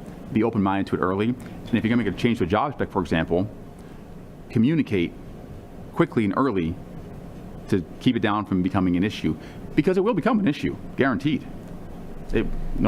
Guaranteed. But talking early to find some level of why we need to change the job spec, very, very important, especially nowadays. Very important to do that. I think working out of class is always a big one, especially staffing is difficult. So people, they get assigned something. So what I do now is I'm very careful to understand what is the staff supposed to be doing through the leaders of each program, but even understanding everyone, what are they supposed to be doing? And are they doing that? And then kind of more importantly, what are they doing that's not in a job spec? And communicating, talking to them, and understanding, hey, did something change? Because if it did, maybe we need to change your job.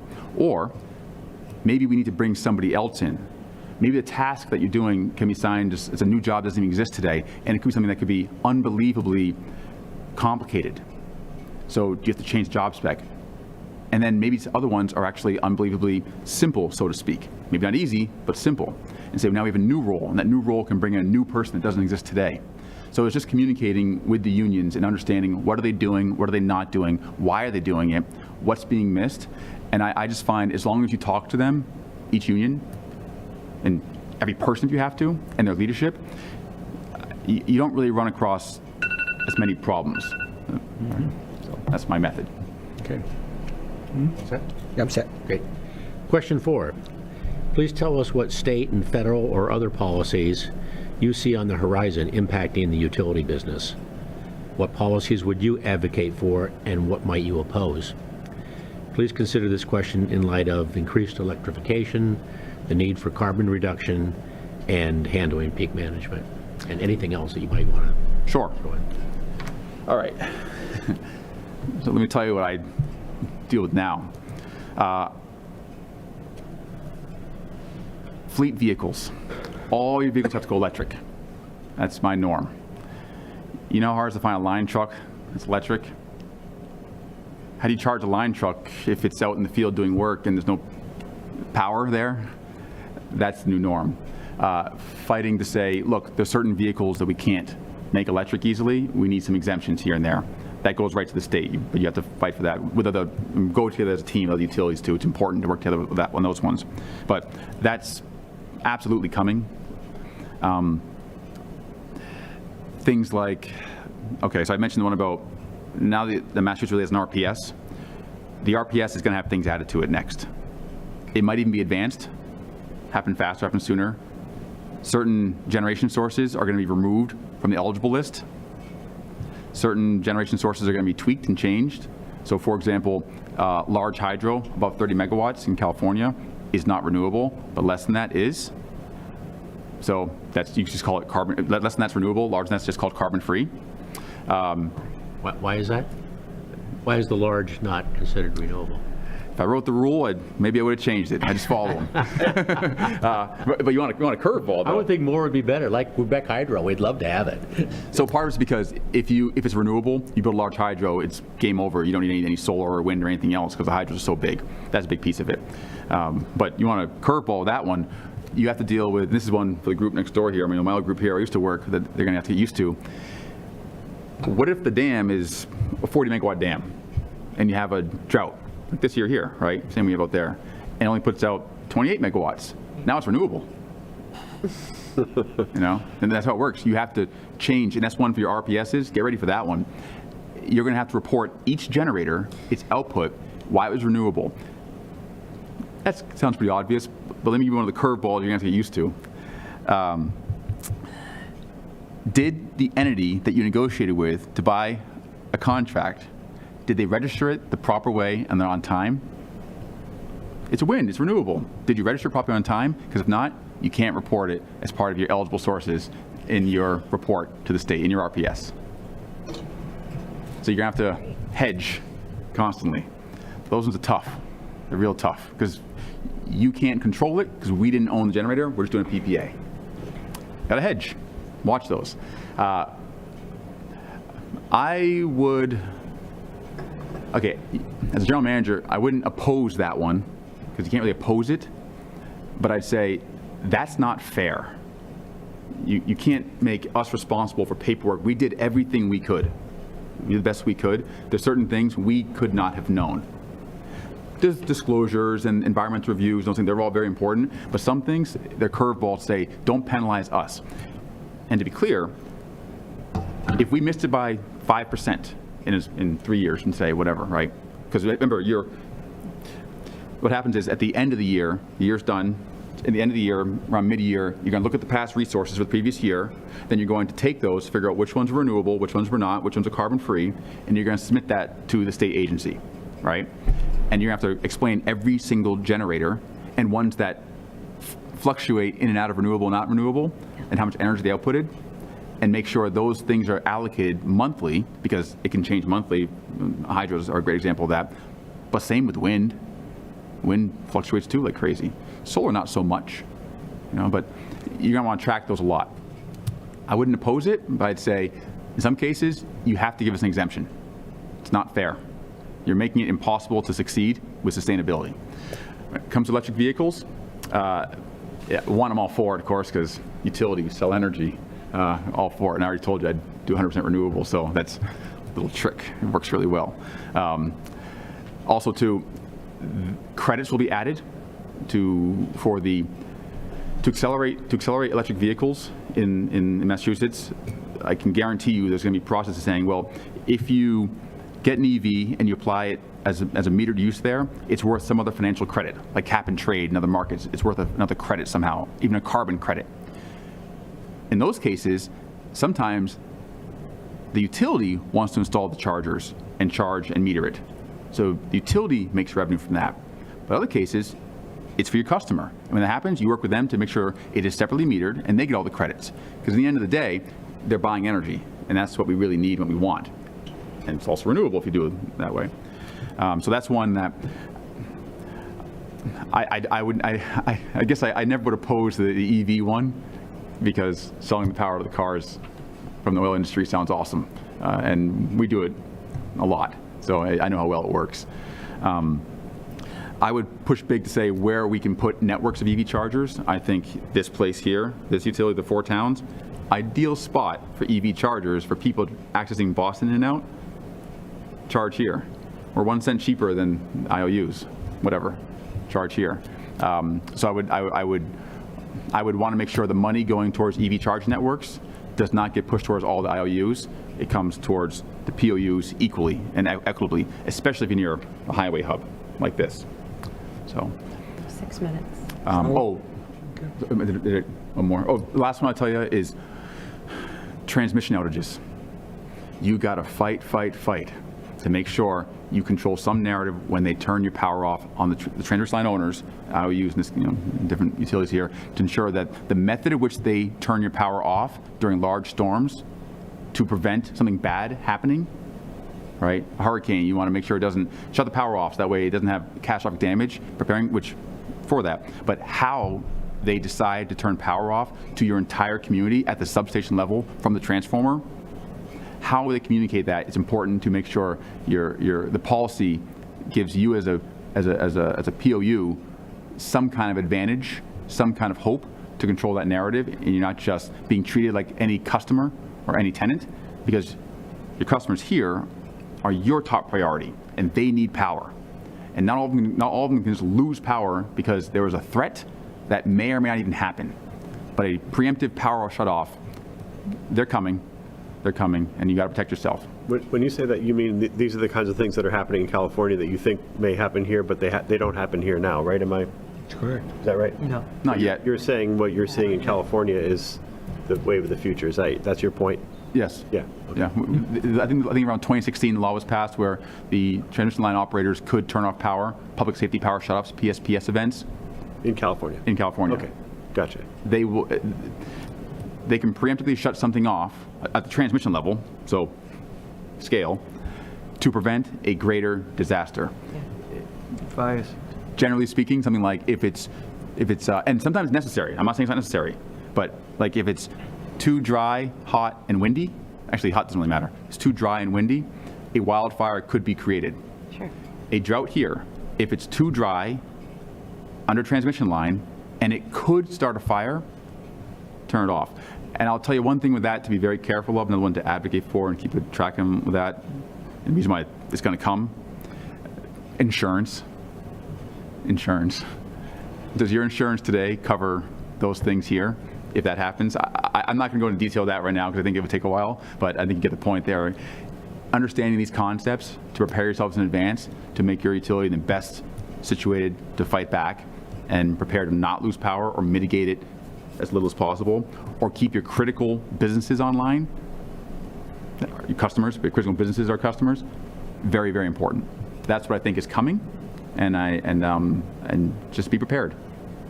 Do we have follow-up questions for this topic, or in the last 5 minutes where Phil can ask his question? No. Okay. Yep. All right, so basically this question talks about other policies. Other policies could include interaction with the 4 towns. How would you deal with them in terms of what policies they may have? Related to the utility. Well, business possibly for town. utility, possible economic development also Ah. considered. Right. When I was here before, and still I do now, it's very important to spend time with the towns, with your biggest tenants, and find out, is there anything the utility can offer to the town to help bring in a new tenant? If your rates are cheaper, which they are, that's a huge one to help them advertise and promote that. So maybe you get large economic development of new tenants moving in. Also, too, the small ones. It's not all about the big ones, it's the small ones. To say, hey, look, you come here and open your restaurant here, you open your sandwich shop here, our rates are, whatever, 20, 30% lower than the alternative. That means something. It means something. It's important. Businesses will come. Are they aware of that? One thing that I've had a hard time getting used to this, but I have now. I'm getting used to it. Maybe is ensuring branding.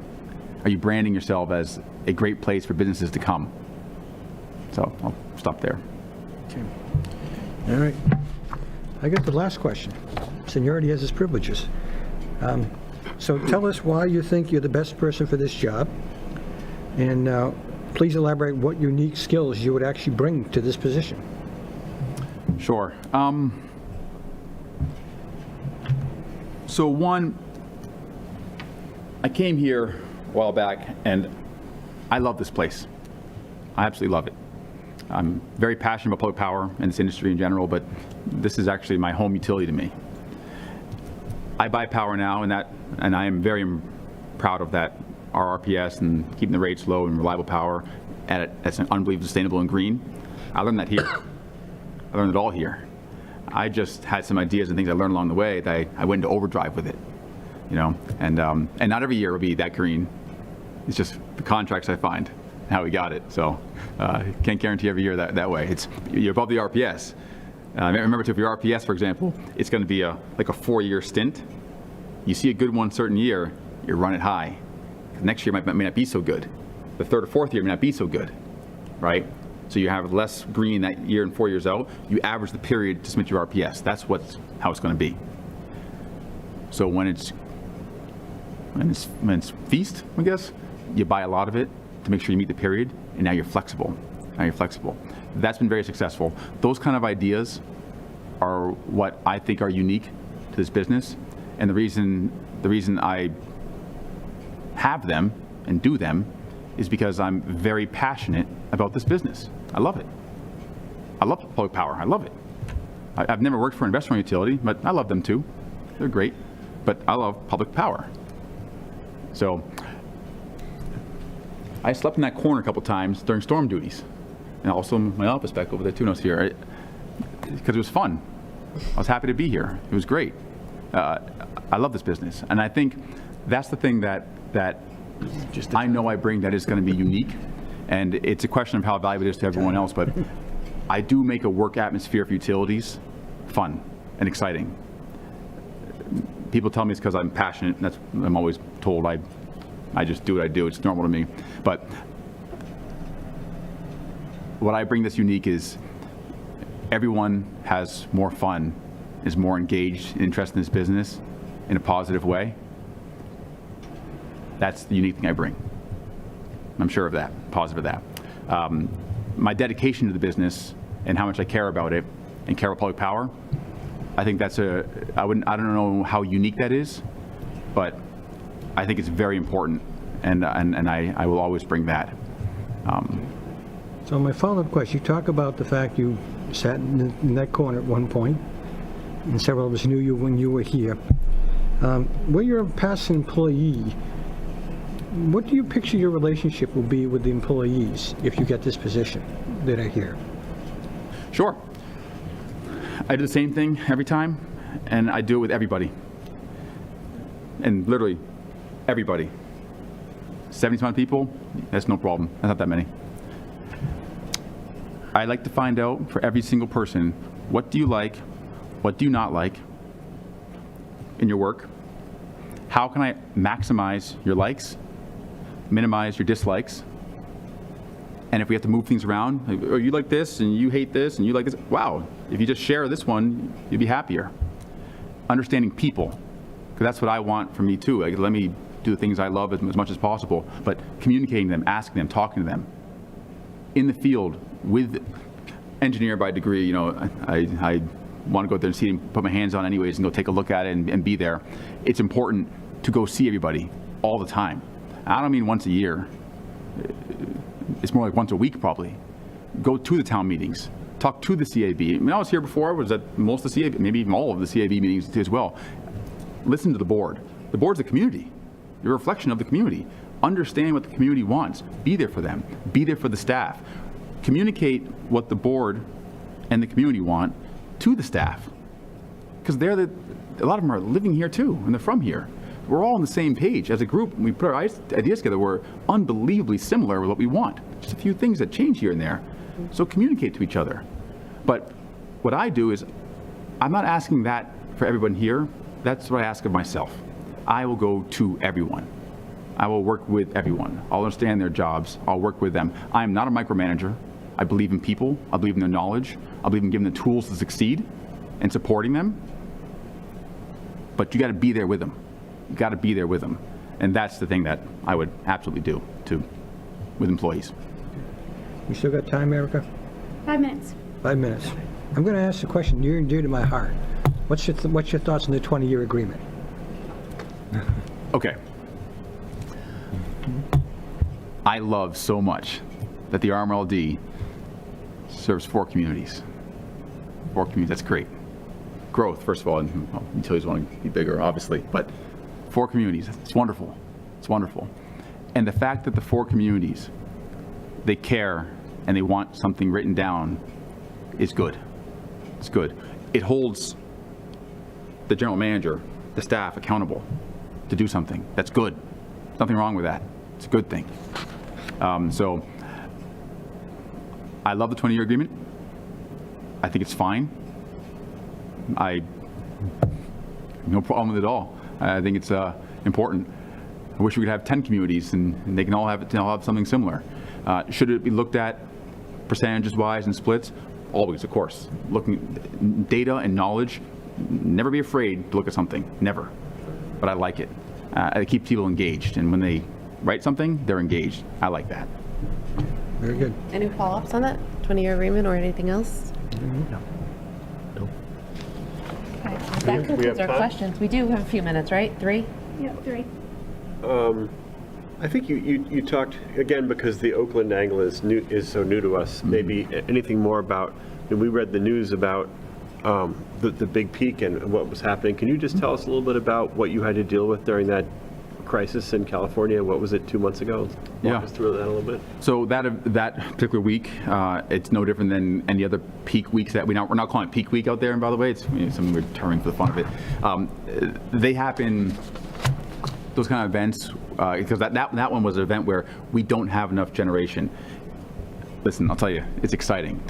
Whatever I say next, don't think it was like a fear feeling. It's exciting. We pushed so hard in the past 3 years to keep that Diablo Nuclear Canyon project online. Every POU, we don't even buy power from that one, but to make sure they keep the nuclear power plant online, because we needed it. We didn't make it very far.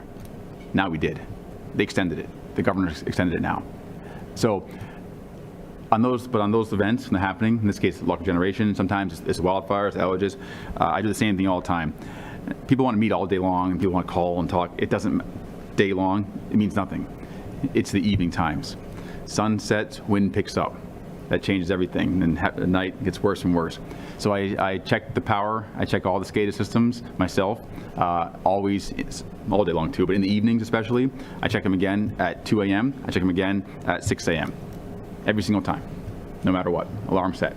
And if I see an issue, I update the people to update, and I always remind them, if you haven't heard from me, trust me, everything's fine. But you'll hear anything if there's an issue. That's what those events are like. You have to be working nonstop during those events. There's no vacation. There is no you're working nonstop. You have to. And honestly, it's really exciting. It's a lot of fun. And I mean, it's bad things come from it, so it makes you feel bad, and like you want to do your best to help. It's awful, 'cause things can go really wrong. Wildfires start and whatnot, but it's exciting. It's an exciting time to be in this business. It's fun. It's the same here. Ice storms, hurricanes, it's the exact same thing. You got to be engaged constantly. Your staff needs to know that you care.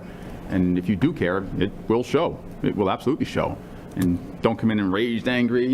It's keep it like it's fun, because it is fun. And be engaged. Explain to the board. Tell the board what's important. Make sure everyone knows. Be transparent. Everything needs to, if you want to be updated at 2 a.m., send you a text as well if you need to. Whatever you need. Those things are what you're doing during those storm events. And I imagine it's similar here. I would hope it's similar here. It's important to communicate. Okay. Well then, thank you so much for coming in and your time and letting us meet you. My pleasure. Thank you, Jared. Thank you. Nice to come back, by the way. It's Great to see you again, Gerald. yeah, it's a pleasure, and it means a lot to me. So thank you. Thank you. Thank you. 9 years. Thank you, Jared. You're welcome. Jared. Still dying to know what's in the capsule, too, by the way. Me too. Yeah, In the, 1994, yeah. That's Phil. Yeah, I Phil, can what's tell in you there? I can tell you what's in Is there a there. picture of you in there? No picture of me. I think we have a newspaper from that day. Plus, we have several artifacts. I think we have a pair of Sally Hoyt's sunglasses in there. Ellie Hoyt. Oh, gosh. Select board member? I like that. Among other things. Now I don't know what's in there still. Yeah. Yeah. Right. All right, thank you very much. Good night. Okay. Thank you. All right, 10 minutes. 10 minutes? Okay. Mayor. I gotta use the facilities.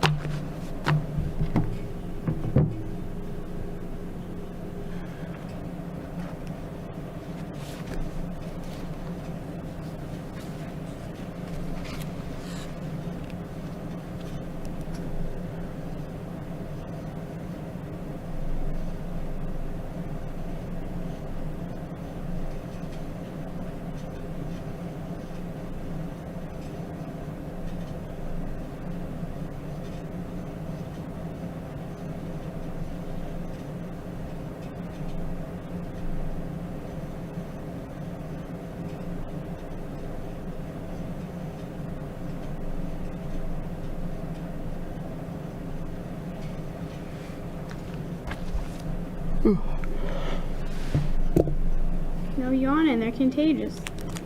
Yeah,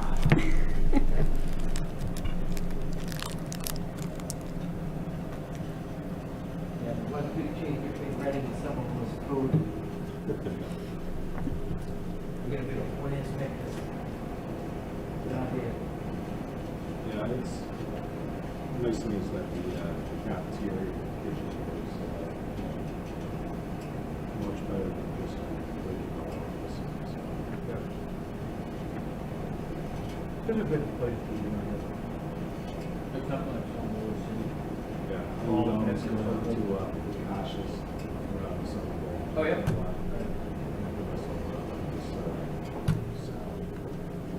Oh, yeah. I would involve.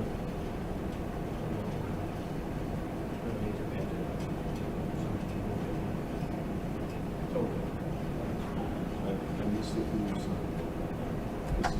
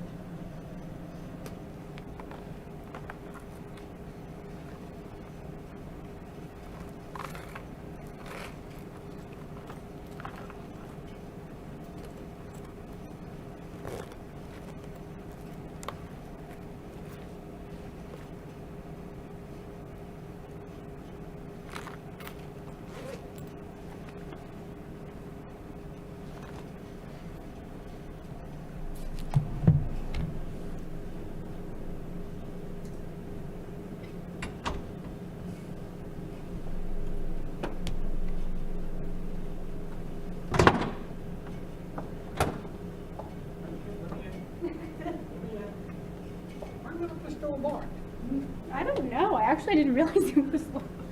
The door's locked. Why did I lock that door? For all these years. Ugh.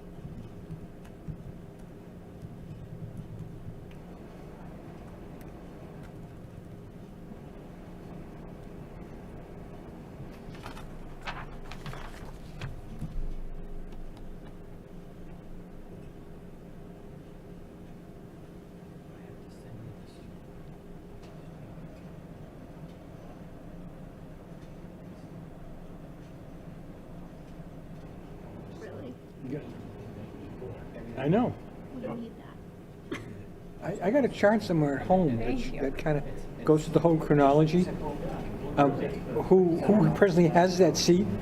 I can't remember if you got one of those original three or not. Yeah, the phone's just not working. Yeah. I had a whole chronology of all those people, you know. did? Yeah, I did. I got it at home somewhere. I bring it out occasionally. 1894 is when we started, yep. It was original three guys. I can't remember which the three of you are still in those seats. You know him by first name? What? You said you know him by first name? No. Oh. I did not, but there's some famous people up there. That Frank Tanner's up there. He went on to be a state legislator. Yeah. He was a state rep from Reading for many years, too. So Yeah, I know. he's Mark, up there, you know. outside of He got a road named after him. A road? Yeah, Frank Tanner Drive is named after him, you know. There are other guys up there. I mean, there's two guys that served 27 years. You the longest? What? Are you the longest now? I am the longest. I'm in my this is my 36th year.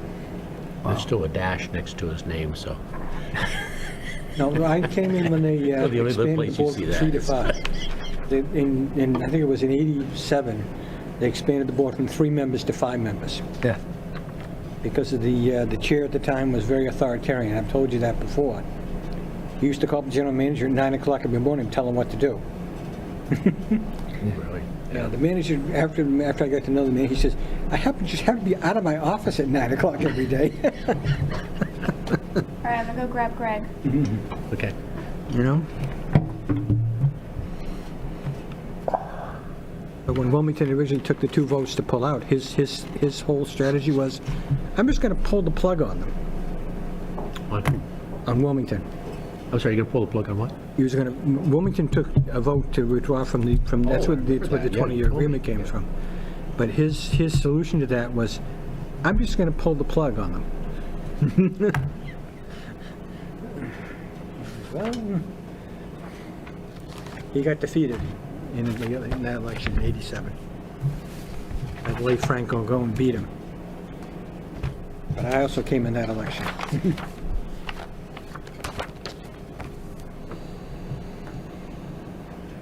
I got a lot of stories I could tell someday, you know. Could write a book, I guess.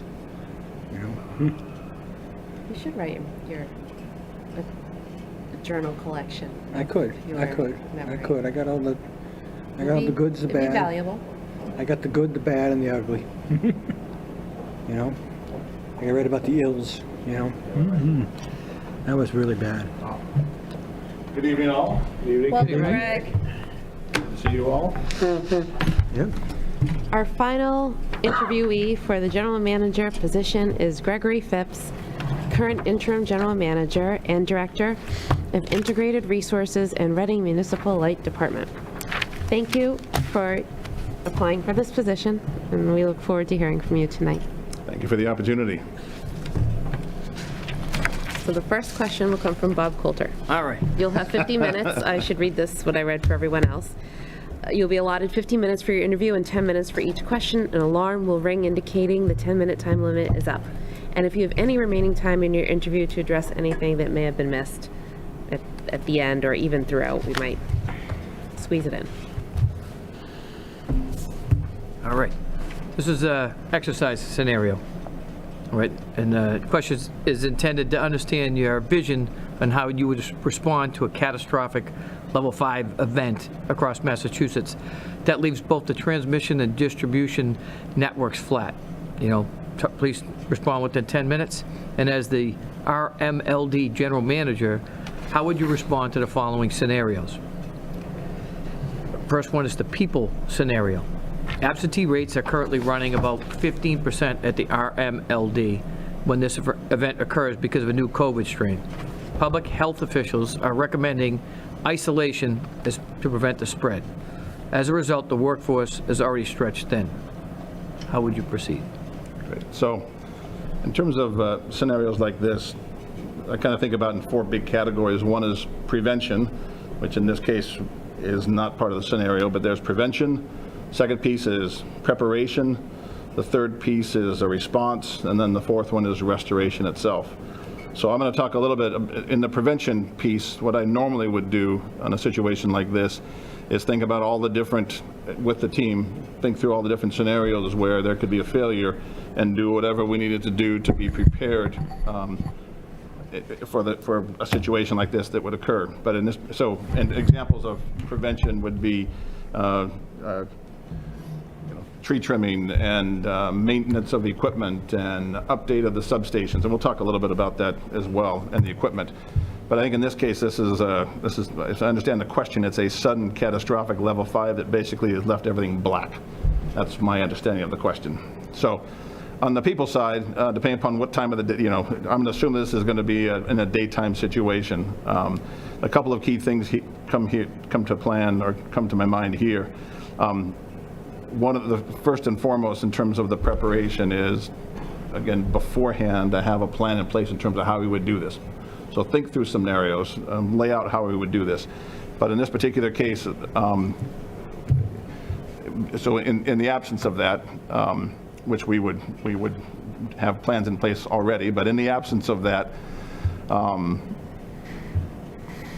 we would basically try and figure out, we would get a sense of how long, by accessing our contacts, how long we think this was going to last. Again, I'm assuming that all generation is down completely, so we're a bit, in terms of restoring the power to the community, given where we currently are, where there's a minimal amount of power. We have a battery system, we have a 5 megawatt 2-hour battery system, we have a natural gas generator of 5 megawatts, and we have about 8 megawatts of solar. So in terms of, and that doesn't, those combined won't power our, let's assume our peak is 160, but even on a day like today, we are roughly around 70 megawatts. So ahead of time, we would probably have a plan in terms of how we would store power to select customers or rolling customers, et cetera. But back to the people, depending on how long this would last, I would try and lay out if it was going to be a short duration, then I would have as much of the team stay. Theoretically, we still have our PPE gear still here. So in terms of trying to minimize the maximize isolation to prevent the spread, we still need to work together. So I would encourage people with the standard protocols that we did 2 years ago and a year and a half ago with masks and safe distancing and all that kind of stuff, yet still have them together. If it would be something that was going to be a limited period of time. If it was something that was spread across a day, of course, there's this question of transportation. Can you get around or not? If there's a complete blackout, that becomes another question. But if it's going to be a multi-day piece, then figure out how we can stagger the staff so we don't burn everybody out on the first round.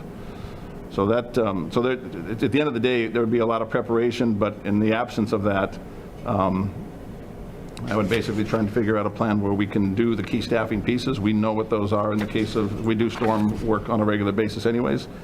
So I would put this in the category of another storm. However, this one is, as you said before, catastrophic level 5, so I'm assuming no power anywhere. We'll probably get into the critical infrastructure scenario, but besides our,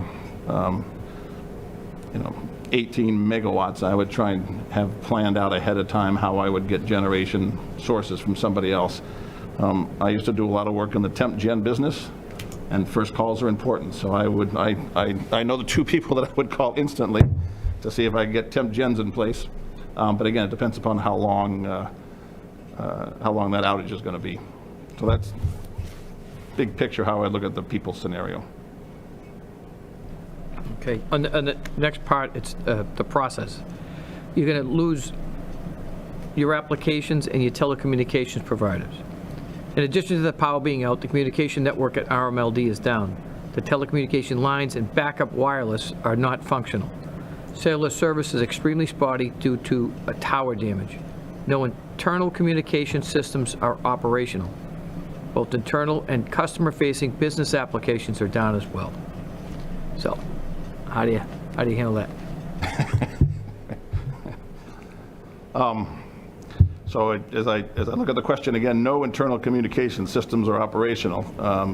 We have a fiber loop that connects all of our substations. I'm assuming that too is down. We have radios that are point-to-point radios, like marine radios. We have point-to-point radios. I'm assuming those are operational, but if you're telling me that those are not operational, then I'm down to smoke signals, and I say that with a bit of a smile. But we do have radios, obviously, in terms of, I mentioned before the 4 categories, right? Prevention, preparation, response and restoration. Making sure that our batteries, that our radios are charged, that they're working. Each month I sign our maintenance agreement with Motorola, our supplier. But anyways, with backup batteries. So communication is going to be critical. So having those radios in place, ready to go, is going to be a critical piece to coordinate our restoration. The other piece, again, going back to preparation, you guys are probably not aware, but we have a combination of hardwire and wireless communications between key points, substations, and other key points of our distribution network. This prompts us to think about, at some point in time, if our goal is to activate the actual transmission or the distribution wires, is there a mechanism, is there an opportunity for us to, and does it make sense that we could actually do this? Oh, I don't make sense, but how do we practically allow us to use the active wires for our communication network as well? I know I'm going a little bit further down the road on this one, but it's an interesting problem. If you have no wireless communication except radios, what's your backup of your backup? And if we have wires going through the network, I'd figure out a way to communicate over them as well. All right. The next portion of the question is critical infrastructure scenario. A notification is received that because of the sudden loss of power, a flash occurred in one of the substations, which started a fire. The fire destroyed 2 circuit breakers. All employees are safe. The local inspectional authorities do not want anyone entering the area abutting the substation. The RMLD needs to bring the circuit breakers back online to restore power to the area. How would you handle that scenario? Great. So one of the things you mentioned, all employees are safe. In all of these scenarios, our primary focus is to keep not only employees safe, but also our customers safe. Right now, if the entire network is down, then the safety is not going to be live wires, but will be down, potentially down equipment. Again, I'm not sure what this catastrophic event looks like, but safety is going to be important. The other piece that's going to be real important, and we talked at the previous, at section B of this question, relative to inability to communicate. So while we probably can figure out a way to communicate amongst the team members, we also, we will need to communicate to the leaderships of the various towns and let them know what's going on. Again, that goes back to transportation, and it goes back to the team effort, but we'll have to have Again, if it's going to be, Pony Express, which is driving our vehicles to the different fire departments and police stations, et cetera, at the 4 towns we support, we'll have to do that. But that's going to be part of the communication plan. But in terms of this critical infrastructure, one of the first things I would do is I would actually talk to the local inspection authorities and try and with them figure out a way to allow us to enter that substation or to pass through that abutting area that they don't want anybody into, and impress upon them and work with them to try and figure out a safe way to get through there. Impress upon them the importance of restoring power. Again, with kind of an interesting scenario here. I'm assuming that by this point in time there is some power somewhere on the network that we're going to restore to. In parallel, I would have the internal E&O team, to the best of their ability, both physically via radio, being out in the field, but confirm, make sure that by restoring power, assuming that we get access to it, that when we restore power to the area, that we're not causing some other subsequent problem, either in the substation or downstream on any of the downstream circuits. And then the other thing that I would do with a different group of the engineers is also in parallel. So those first 2 would be happening simultaneously. But the last thing I would be doing, or the next thing I'd be doing, is having the engineers figure out a way to cover as much of that broken circuit or that what's coming off of that substation through other parts of our network. We're actually in the process right now of looking at that exact scenario in terms of how we supply new customers coming into our territory with power. So again, we have a lot of circular loops, different ways to get to most of our customers. And then back to the key piece here, prevention and preparation, response and restoration. Part of that preparation is thinking through scenarios like this so that we know quickly, with a documented team, not just relying on 1 or 2 people, but how we can how can we most quickly restore power by switching stuff around. And then I think the second thing you guys have seen for the past several years, and you're going to see it again next week in the budget, is additional automation, additional equipment that allow us to basically figure out different ways to support as much of the network as we possibly can. So bottom line, a lot of this is going to be preparation focused. A lot of it's going to be communication oriented. The team, at the end of the day, we're going to work through people and as much as we can through equipment. Hey. Anything else? Can we move on to question 2? Great, thanks. So Greg, evening. Thank you. Good evening. All utilities try to shred the peak on the ISO predicted peak, annual peak day and monthly peaks or predicted ones. How would you go beyond this to substantially suppress demand on all peak hours of all days to reduce costs and emissions? Please be specific about the types of things that you would bring to us that would consistently do this, and explain the different reasons why this is important. So the fundamental reason why it's important is peaks, particularly capacity and transmission, represent about 40% of our cost structure. So this past year, every megawatt of load drop is worth about $150,000 savings to our ratepayers. And obviously we're a municipal utility, and so our costs directly affect what the ratepayers pay. So in terms of the need of reducing peaks, it's an economic, it's a massive economic benefit. Also, on a related note, it's an environmental benefit to reducing the peak, because as more load comes onto the network, typically less environmentally friendly generation sources get turned on as well. So those are 2 main reasons why it's important to shred the peak. The different mechanisms, first and foremost, is to let the customers know. So there's a lot of education with the customers, why it's important to shred the peak. The 2 sentences I just gave you would be part of the communication that we really haven't done a good job of explaining to them already in terms of why it's important. And then the second piece would be to let them know when it's going to happen. And then the third piece, what steps they can take to actually reduce load. The other factor that we could actually put in there, and we've talked about this a little bit before, is different rate structures. Same thing that we're in the process of looking at right now with our EV1, our A3 rates, is having different rates, and particularly for peak hours. And so at the end of the day, if you want to change customer behavior, you need to make them aware of why, what steps they can take, and when they need to take those steps, and give them the ability to control, to do actual load drops. We would have different mechanisms for residential versus commercial versus industrial. They're all different things that each one of those groups can do. So we would tailor different suggestions in terms of how each one of those groups can reduce peaks. And then the other element is, as we've talked about before, accelerate time of use, which is another mechanism from an economic perspective to encourage them to do things differently. And then the other piece, going back to the communication, is mechanisms for them to actually see what's going on. So one of the things that we're actually in the process of doing is to creating a mobile app. That'll be one mechanism. We have tools in place with some software platforms to let our largest customers shred the peak. We have a half a dozen ones that are pretty good at it, but we have a lot more opportunity there. So those would be the main pieces, right? Explain why it's important, give them an understanding of what things they can do, and then let them know when they should do it. Any follow-ups there? No? How far out would the mobile app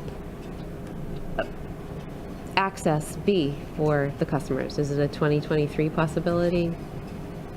Well, in fact, this Friday, we have a discussion with a company that already has a mobile app platform that they're going to kind of walk us through. They're using it right now at Florida Power and Light. It's actually the work we did this past summer with the summer interns, uncovered this particular, the Florida Power and Light application being the best of all the ones that we didn't do every one, but the team looked at about a dozen different ones, and the FPL one was particularly powerful and persuasive.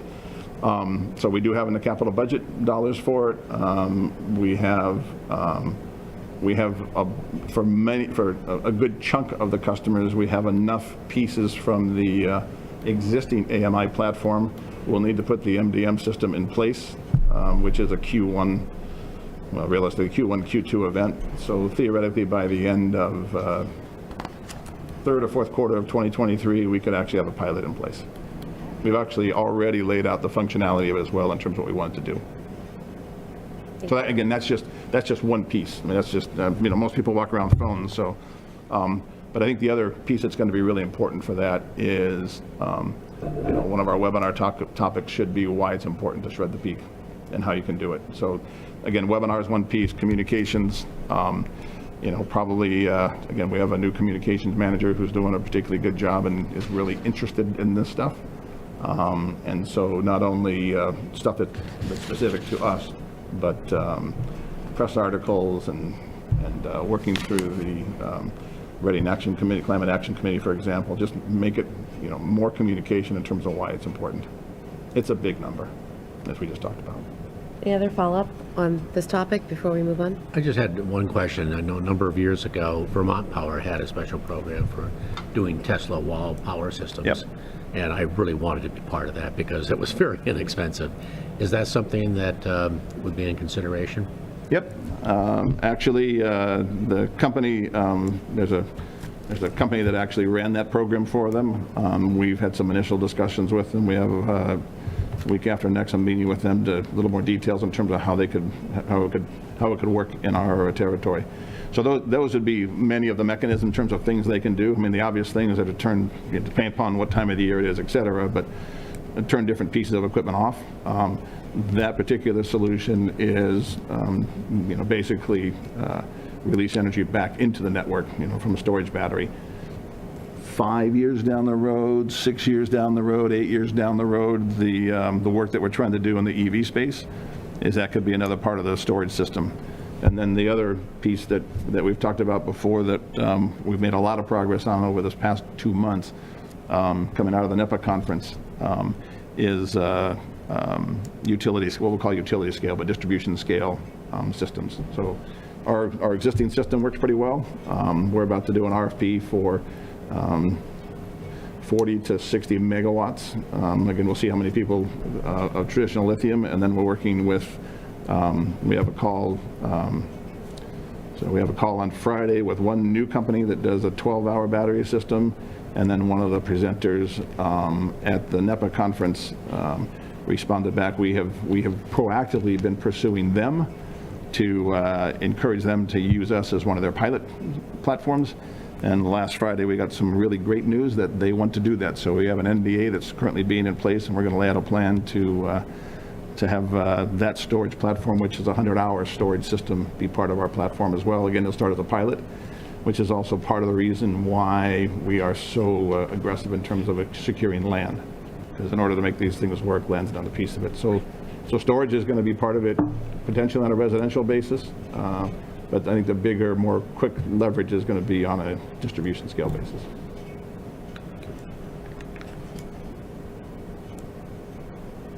Okay. All right, I have the next question. As GM, how does your vision and business plan for implementing the climate law include the entire organization? How do your teams come into play?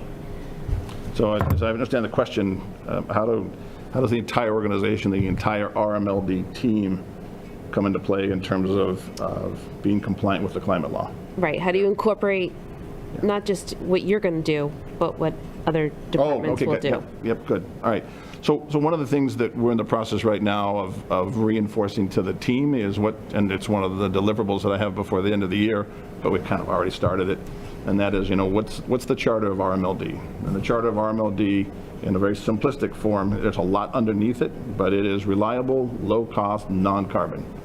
And so the reason why I keep emphasizing that, and if you ask many of the people in the organization, they know those three words are becoming more and more prominent in the discussions, not only that I have with them, but they have amongst themselves. And that the decisions that they make need to support at least one, if not two, or ideally all three of those objectives, or those charter points, right? Reliable, low cost, non-carbon. So each of the individual departments have a different impact on all three of those. And one of the things that we're going to lay out in terms of the vision is how all the things we do support each one of those. So we have external projects like our Maple Meadow project, which is taking that landfill and turning it into a solar array. That hits all three of those very nicely, right? Again, within territory generation, lower downward pressure, but lower cost generation, and a non-carbon source. The work that we're doing, so I'm thinking specific. So obviously, the team that sits behind me here, the IRD team, the team is focused on the power supply portfolio. We have a plan laid out. We've talked about this quite some time. We're ahead of the compliance requirement. We can certainly do more in terms of the renewable choice, which we will do. Interestingly enough, as a side note on that one, some of the discussions with the new customers that are coming in right now, and we talked very briefly about this at one of the executive sessions, but our pitch is a combination of all three of those points from a customer perspective, new customer perspective. So reliable is critically important because they're coming to us as a customer. They want to run their business with reliable power, particularly three of these new ones are manufacturers, so they want to make stuff, right? The second thing is the low cost structure, and there's a lot happening these few weeks right now in terms of announcements by National Grid and Eversource. Their numbers are much higher in terms of increases than ours are. And then there's the non-carbon piece. The reason I mention this is that many of those larger organizations have environmental, social, governance type requirements. And so we're also pitching the fact that our portfolio is, not only do we have renewable choice, but our baseline portfolio is already again, we're working up, but it is non-carbon. So we're pitching that as a value add that we bring in addition to us being responsive. So the IRD group is already focused on that. The work that we do on the incentives, the work that we do on the rates, the work we do on the power supply, the customer service people, we're doing more and more work to script them and give them the talking points in terms of helping customers, because that's, besides the website, the customer service team is the first point of contact from our customers coming in to say, how do I do stuff? Not just, hey, I want to pay my bill, but how do I do stuff? They typically come through our customer service group. And then on the E&O group, there's the reliability piece, which helps on the non-carbon. But I think the key thing for that group getting more and more involved is to get more involved in some of these generation projects, and they have to be involved in these generation projects that we are, Maple Meadows, for example, the new substation, for example. So by definition, that team, the E&O group team, which includes the line operations group, are intimately involved in us becoming more non-carbon. But at the end of the day, I think from a vision perspective, we'll document the, under the heading of reliable, low-cost non-carbon, we'll put a lot of details behind that in the vision plan and make sure everybody understands what we're trying to do. Part of it's already happening right now, but there's more to happen.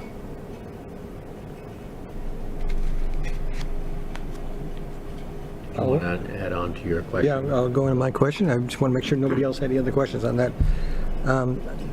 Part of this question talks about the business plan, and this is a question I've asked all three candidates.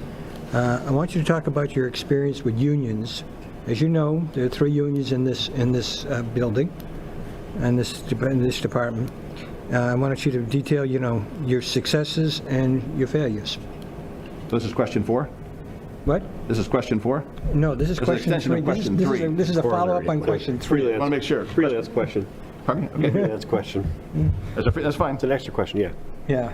So the question is, how would I engage the unions to become more focused on non-carbon? Well, in terms of your experience with the unions, what some of your failures, you can address that too, but also Oh, what it's a are totally your different successes question. and what are your failures? Yeah. Yeah.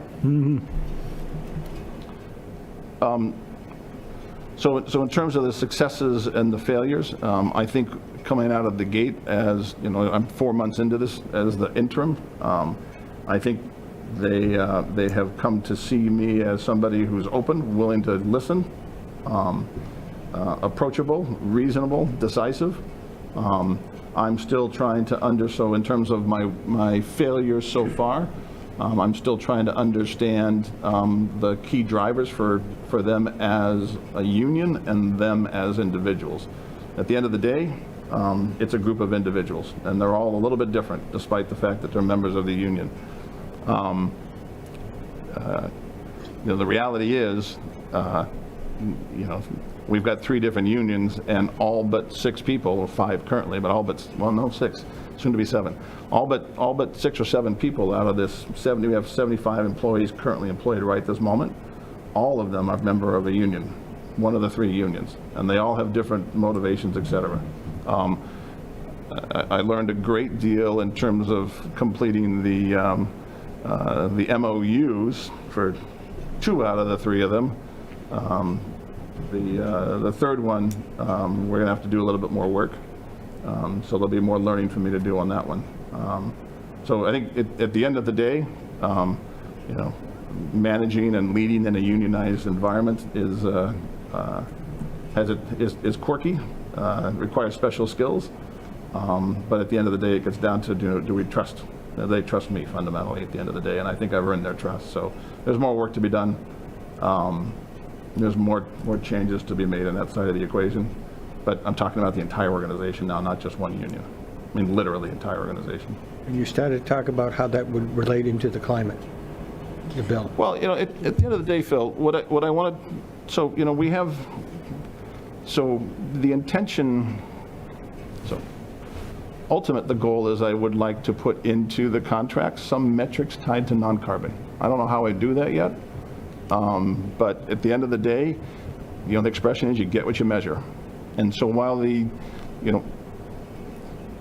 there are a lot of metrics built into this continuing, evolving union contracts, each one of them, but I would like to in the next round, and maybe we can do it before then. I'm certainly going to put it in terms of the senior management team perspective in terms of goals and targets. But make that actually not just non-carbon, all 3 of them in reality, right? All 3 of them, because they're all critically important, right? You have to have, the lights have to be on, right? If lights aren't on, everything else is irrelevant anyways. But, all 3 of those pieces, I think, need to be part of our metrics that we measure ourselves on. And if 90% of the employers are union, it's going to apply to them as well. Do I have it figured out quite now? No, but that's probably what I'll do. Okay. We move on to question 4. Sure. So So Greg, could you please tell us what state and federal and/or other policies you see on the horizon impacting the utility business? What policies would you advocate for, and what might you oppose? Please consider this question in light of the increased electrification that's happening everywhere, the need for carbon reduction, and obviously what we've just talked about in terms of peak reduction. Could you just repeat that question one more time? I'll make sure I understand. Sure. We're looking for your insight into what state, federal, or other policies you see coming down the pike, basically on the horizon, that could impact the utility business, and specifically those policies that would relate to electrification, meaning all the different elements of electrification, obviously EVs, et cetera, carbon reduction, which we've already talked about, and peak management. And some of them, we had the question in here of what policies would you advocate and what might you oppose, means that maybe not all of them are things that we would support. So just asking the question is, are there some that would be better than others to spend more time on to support versus others that may not be? And I part of this was, and I mentioned this to other candidates as well, is that it was in the Globe yesterday, I think, where ISO New England got beat up quite a bit because they are 2 years behind getting off of oil and gas and coal, basically, and although making promises that they move into greener pastures. Which they have So the energy environment is moderately complex. I'm stating the obvious, but ISO New England ISO New England has a role to manage the network, not build a network, right? And so when we think about the transition to more and more non-carbon, my view is that the state and the federal agencies, like the climate bill is actually a pretty good bill. I mean, that's a good example of setting goals and targets, putting some guardrails around it, but not prescripting the answer, not explaining how to do it. So the policy or programs that I would oppose would be ones that say you have to adopt this technology, you have to take this approach. The industry is full of a lot of very creative people that here like internally I sometimes talk about the environment that we are in right now as RMLD in this environment, and the goal to get to by 2050 net zero non-carbon is like a moonshot. I mean, it is not clear how we are going to pull this off under the goal of reliable, low-cost, non-carbon, right? And reliable is a critical piece. And I think the other thing that was in, I'm not sure which article, but one of the other articles was talking about the winter reliability issue. And this winter reliability issue is beyond ISO New England in reality, but they have the ability to influence it. And it's something that we internally, within amongst MWIC and E&E and the other GMs have been encouraging, because the non-MLPs have not been as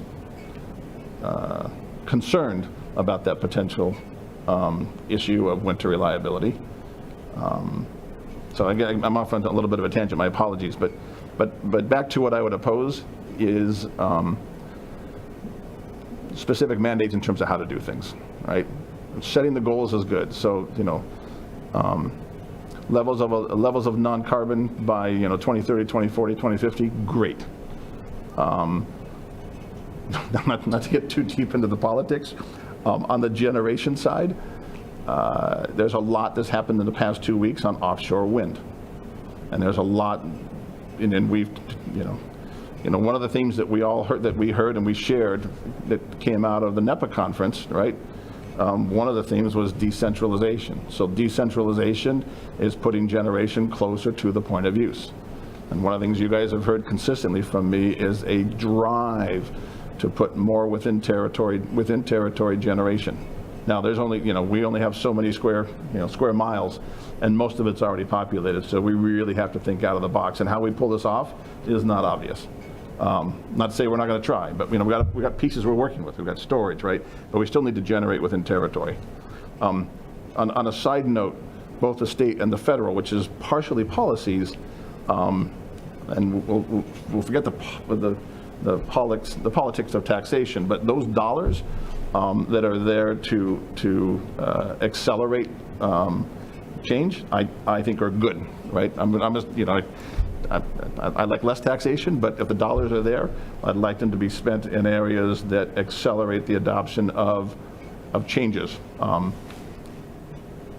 We are going to take advantage of that aggressively, right, in terms of the grants that we're going to do for within territory generation, our AMI MDM network, going back to question number one, reinforcing our distribution network so that it is less suspect to catastrophic events, that at least internally. I think the areas where policy can be helpful is there's a balance of regulation. So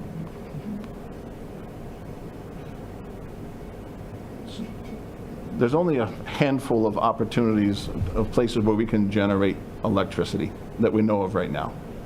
And there is a balance in terms of using the land within Massachusetts, or for that matter, across the United States. I'll take Massachusetts because it's more densely populated than the United States on a percentage basis. But how do we use that land? There was some legislation last year that would limit our ability to use land that would limit our ability to use land for things like solar. And so a lot of care and caution needs to be put in place when we write legislation like that, so that we allow us places to generate the electricity, because everything can't be offshore. I mean, at the end of the day, the current solution is there'll be 17,000 megawatts of generation offshore. Cool. I love wind. You guys know that. But how do you get it here? And then the next thing is, well, there's no transmission lines coming through my backyard. So I guess at the end of the day, I think where the state in particular and the different departments, there needs to be some flexibility and balance in terms of making the compromises that have to be made to allow us to get power to our customers from wherever we generate them.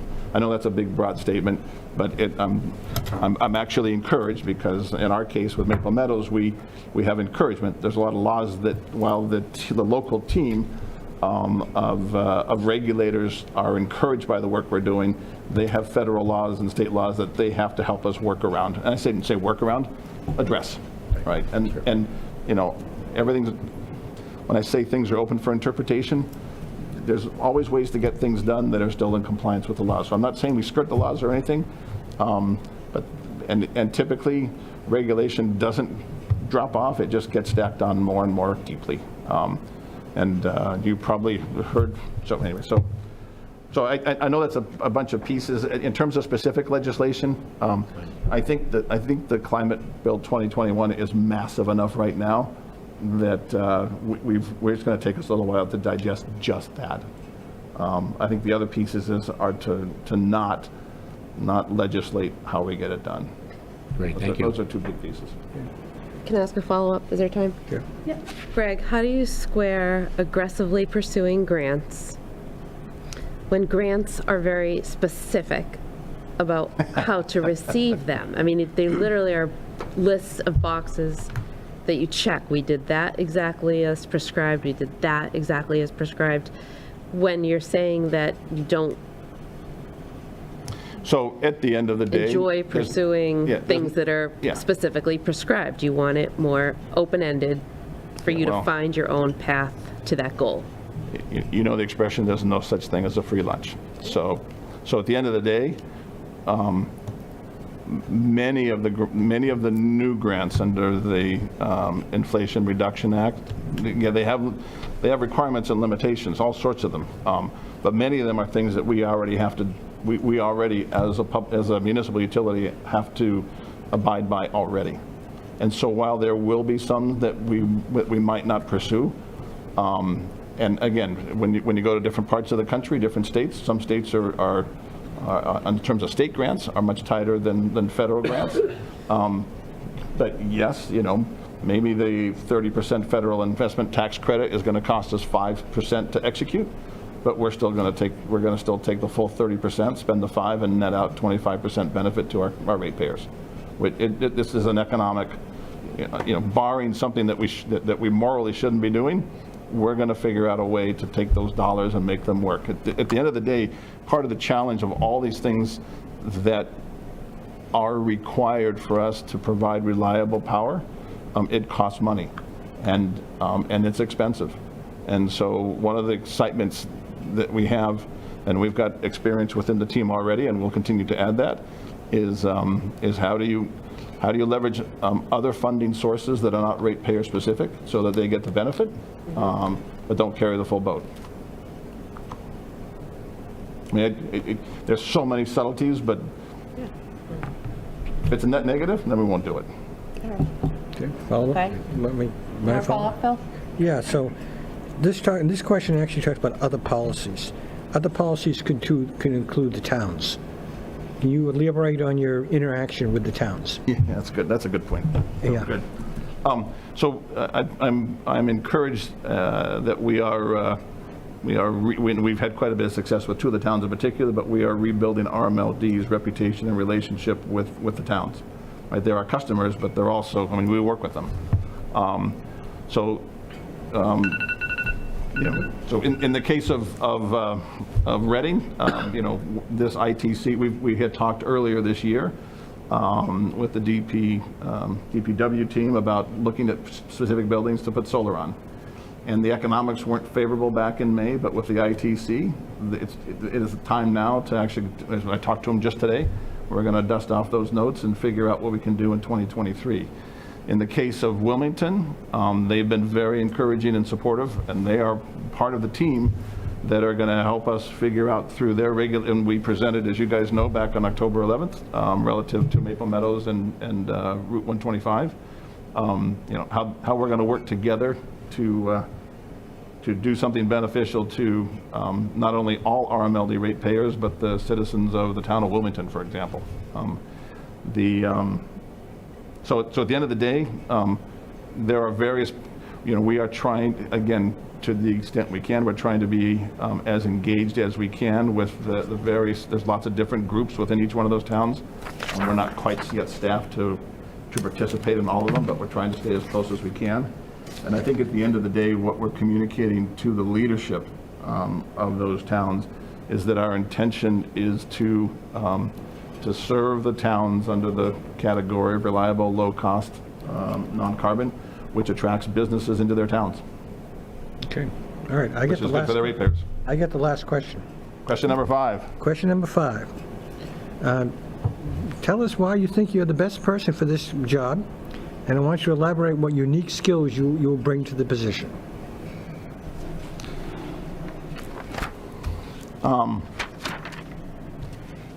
So I think, as you say, unique, right? I think I bring a unique combination of skills,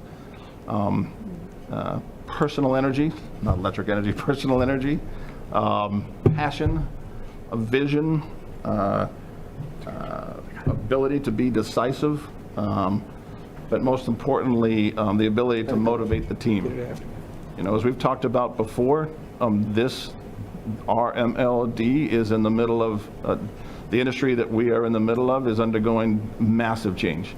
And if you look back at my career, it is a series of industries that were in the middle of massive change, and all of them a little bit different. I'm taking the skills from those and bringing them to this organization. That word I use, passion.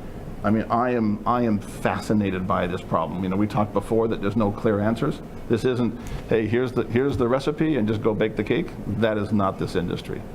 So I'm bringing a combination of my engineering skills. Again, I'm not designing the network, but I know how to work well with the engineering team. I have a lot of business experience in terms of how to prioritize what needs to happen. realizing that we can't do everything, right? There'll be certain things on the list that, while it makes good sense, it's not practical because we don't have enough people or dollars or whatever it is. So I have the ability to decisively say, no, we can't do that, which I think is an important skill. I also think I have the ability to encourage cooperation and communication throughout the team. If you were to walk through the organization, there's a lot more communication in the past 4 months. There's a lot more positive attitude. The teams are more motivated. That is one of the things that I do at all the different companies I've ever been at. I'm also, I think, pretty good in terms of recruiting new talent to the organization. We have right now 89 positions that are in the 2022 budget. We have 75 people here at the organization. 4 months ago, we had 66 people at the organization. We were running extremely lean, back to question number 1, right? We need to continue to recruiting people. I think I mentioned in my very first interview with you guys and the subcommittee as well, that the number 1 priority from my perspective is what I'll put HR, but it's the people to get things done. Right behind that is the ability to lay out the vision and prioritize it. People, and again, this isn't just my vision, right? I solicit a lot of input from a lot of different people, but the organization is, I believe, is willing to follow my lead and get stuff done. And those are the big pieces. I think the other element, in terms of uniqueness, is I'm customer facing. So we've talked about this earlier tonight, but I am proactively recruiting additional customers. Again, there's a lot of other factors, not just the price of energy, but I'm trying to make, the electricity piece be part of the attractive nature why they would come into our territory. That is good on so many dimensions for this organization. This industry is the scale industry.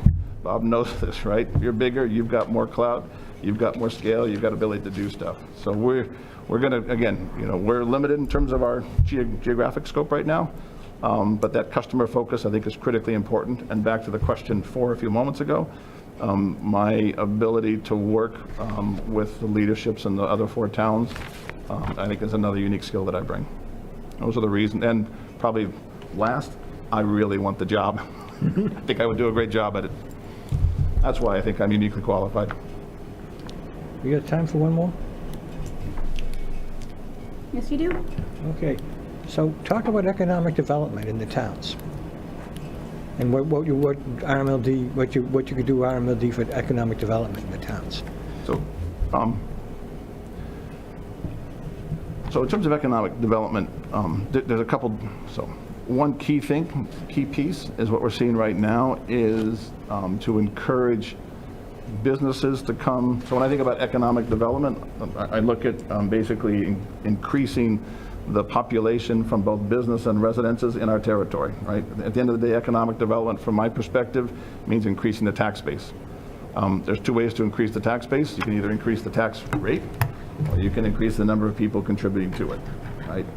Part of the goals that we're doing up in Wilmington, as we talked about a few minutes ago, is trying to bring additional businesses to Wilmington, which is going to be great for them. These are manufacturing businesses. So not only do they create tax revenue from the business perspective, but because they're manufacturing businesses, there will be a portion of those people that work at those facilities that are in this territory. So I look at those kind of things in terms of what we do to encourage more. Again, we're not going to build more houses. That's not our business. But the fact that our rates, so at the end of this year, our rates are in the 16, 17 for on a residential base, 16, 17 cents a kilowatt hour.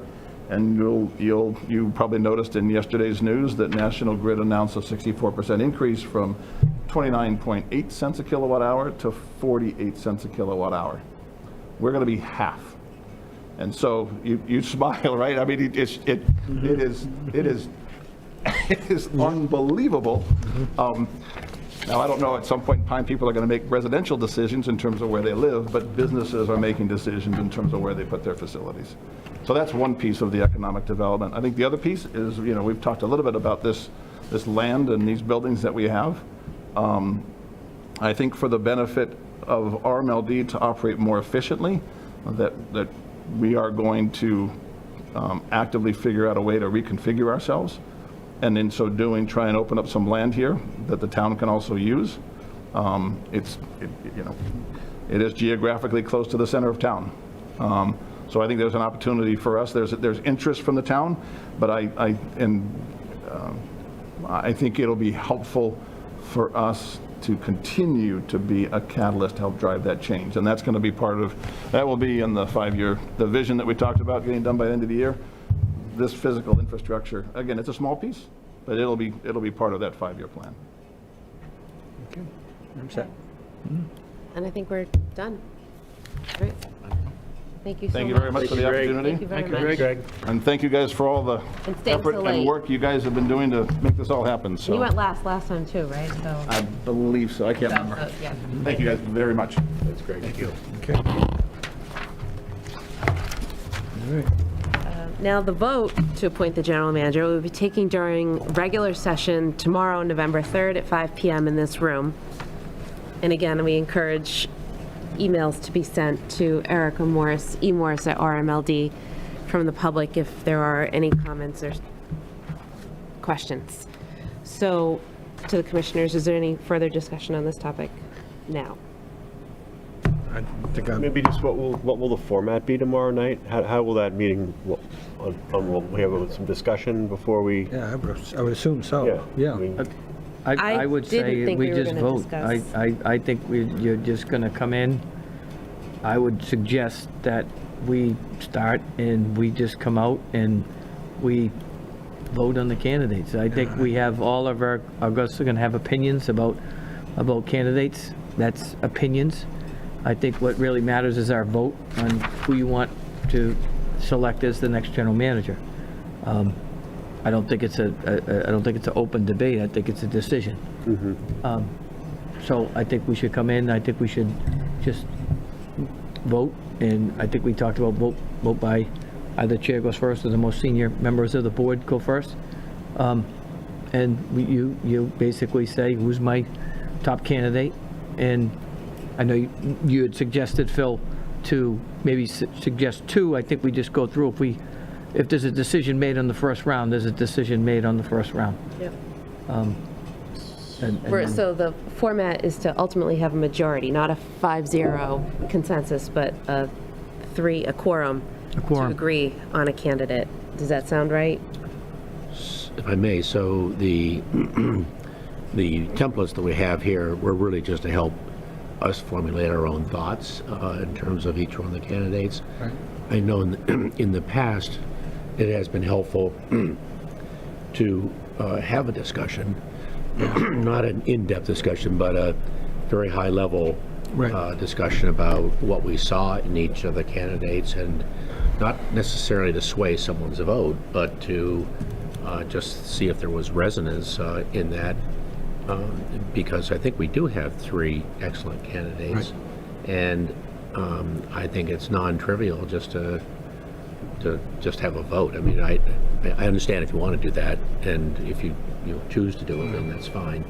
But I always like discussion. about Yeah, and I'm things, kind of the even same- short discussions. I'm kind of the same way, that they have it should be brief. I mean, let's not, nobody should get up and try to do an oratory for the 15 minutes, Do maybe a 1 or 2 minute discussion, your opinion of what you think, and then when we go to the vote. But our opinion, not necessarily on who we're voting for, but it could be any opinion about all 3 candidates. I mean, I'm not sure that certainly. we want to discuss an open session. This candidate X said X, Y, Z. I don't know. I feel that we should discuss something like that, so the people know. I mean, so it's not look like we're. I mean, I've always been about transparency. I always think been it's as about transparent as you can get to make a vote. I honestly, I'm open to talk, like right now, well, it's fresh, and we just saw Not ready to three talk people. right now. No. But So do you see it, Bob, that then you'd vote and there'd be, then there's a second and then there's a discussion as there would be with any other vote? So there'd be no discussion as you envision it? No, I would think is, the last time when we did the interim general manager, we had the interviews, and then we took a vote on the candidates that were available, and we went through and, you know, how many people were going to select candidate Yeah. one. We went down, we voted, and I think that we had decided at that point right there who we were going to select. We did, that's right. So, I understand the discussion point, but, you know, then you're going back into ratings and each Yeah. person, that's a long debate. So do you see it as we go one at a time, saying who we would vote for, or do we? I would say, yeah, you just, each person comes up and, you know, as the order, and then you just go through, and I say, I would suggest offering the job to candidate X. So, I don't know why, but I envision Phil, then John, then Dave, then Bob, then me, speaking with, just saying our first choice candidate. right, and that's fine. Tomorrow And that's what I night. visualized too. Okay, Yeah. so seniority A little based. different than what we did last time, which was we read a name and then we Yeah. I agree, something very short and maybe just a why, maybe. Sure, the why, at least we And get the the why. why in there, Yeah. right? And the why. we open that. I'll be the why. very blunt, well, with all of you, I think we should hire all three. Well, I think, to be honest with you, Not I think, necessarily all for the same position. Explain that to the ratepayer. I think we should, we got positions open. Yeah, no. I think we should thank the search committee for bringing us three excellent Oh, candidates. absolutely, yeah. They Thank did a- you, they did a search mar- committee, you and Jason both did Small, a who's on here. marvelous At no job. cost to the ratepayer. At no cost. You both did a marvelous job. At no cost to the No cost ratepayer. to the ratepayer. Our services are available. Yeah, well, we got a free sandwich. He said there was no free lunch, but we got a Yeah, free, we I got a did. chicken We parm did. sub tonight, so. And some cheese doodles. Yeah. According to the minutes I read, you guys met at least 9 times. Yes. That's significant. Thank you. Yeah. Well done. Thank you. And I know it was a lot of applications, actually. There's a lot of applications, and again, these three guys are, you wish you could bring all three in. Aren't they? They're fantastic. And were these three, did the three of you, including Jason Small, unanimously Yeah. choose these three? That's great. With Yeah, Jason yeah. Oh, Small, yeah. too. I mean, Jason Small was the chair, and Jason Yeah. did, you The know, three of you ran did a great job organization. bringing all Thank three you. candidates forward. This was, I mean, these 3 hours flew by, and I never say that, so. Yeah. I thought they were great. So tomorrow we meet at 5. Yep. We will go in the order that we just talked about. Our most senior commissioner, Phil, then John, then Dave, Bob, and then me. We'll say our first choice name and something about them. That's the part I'm still not clear on. The why. The why. As The John why. said, the Yeah. why, Right. you know. Okay, that should only take a few minutes. Right. We won't say anything about the other, no, we won't say anything about the other candidate that we do not choose. Right, just about your first choice candidate. Right. Other than And other than they explain were all that, great. you know, they will be offered the position and that negotiations for their contract and salary, et cetera, will be discussed, I believe, with HR, Yes. not in open session. No, Is that right? that's right. Okay, just want to make that part clear. Makes sense. All right, let's adjourn this. All right, Read the- move to adjourn, Madam Chair? Yeah, please. Do I have to read it in a certain way? No, just regular session, so it's just, Okay. just a regular adjournment. Regular adjournment from regular session. All those say, Somebody second it? somebody second it, Second? please. Second. Ms. Pacino, aye? Marlene Abita, aye. Step back, Talbot, aye. aye. Right. We're out.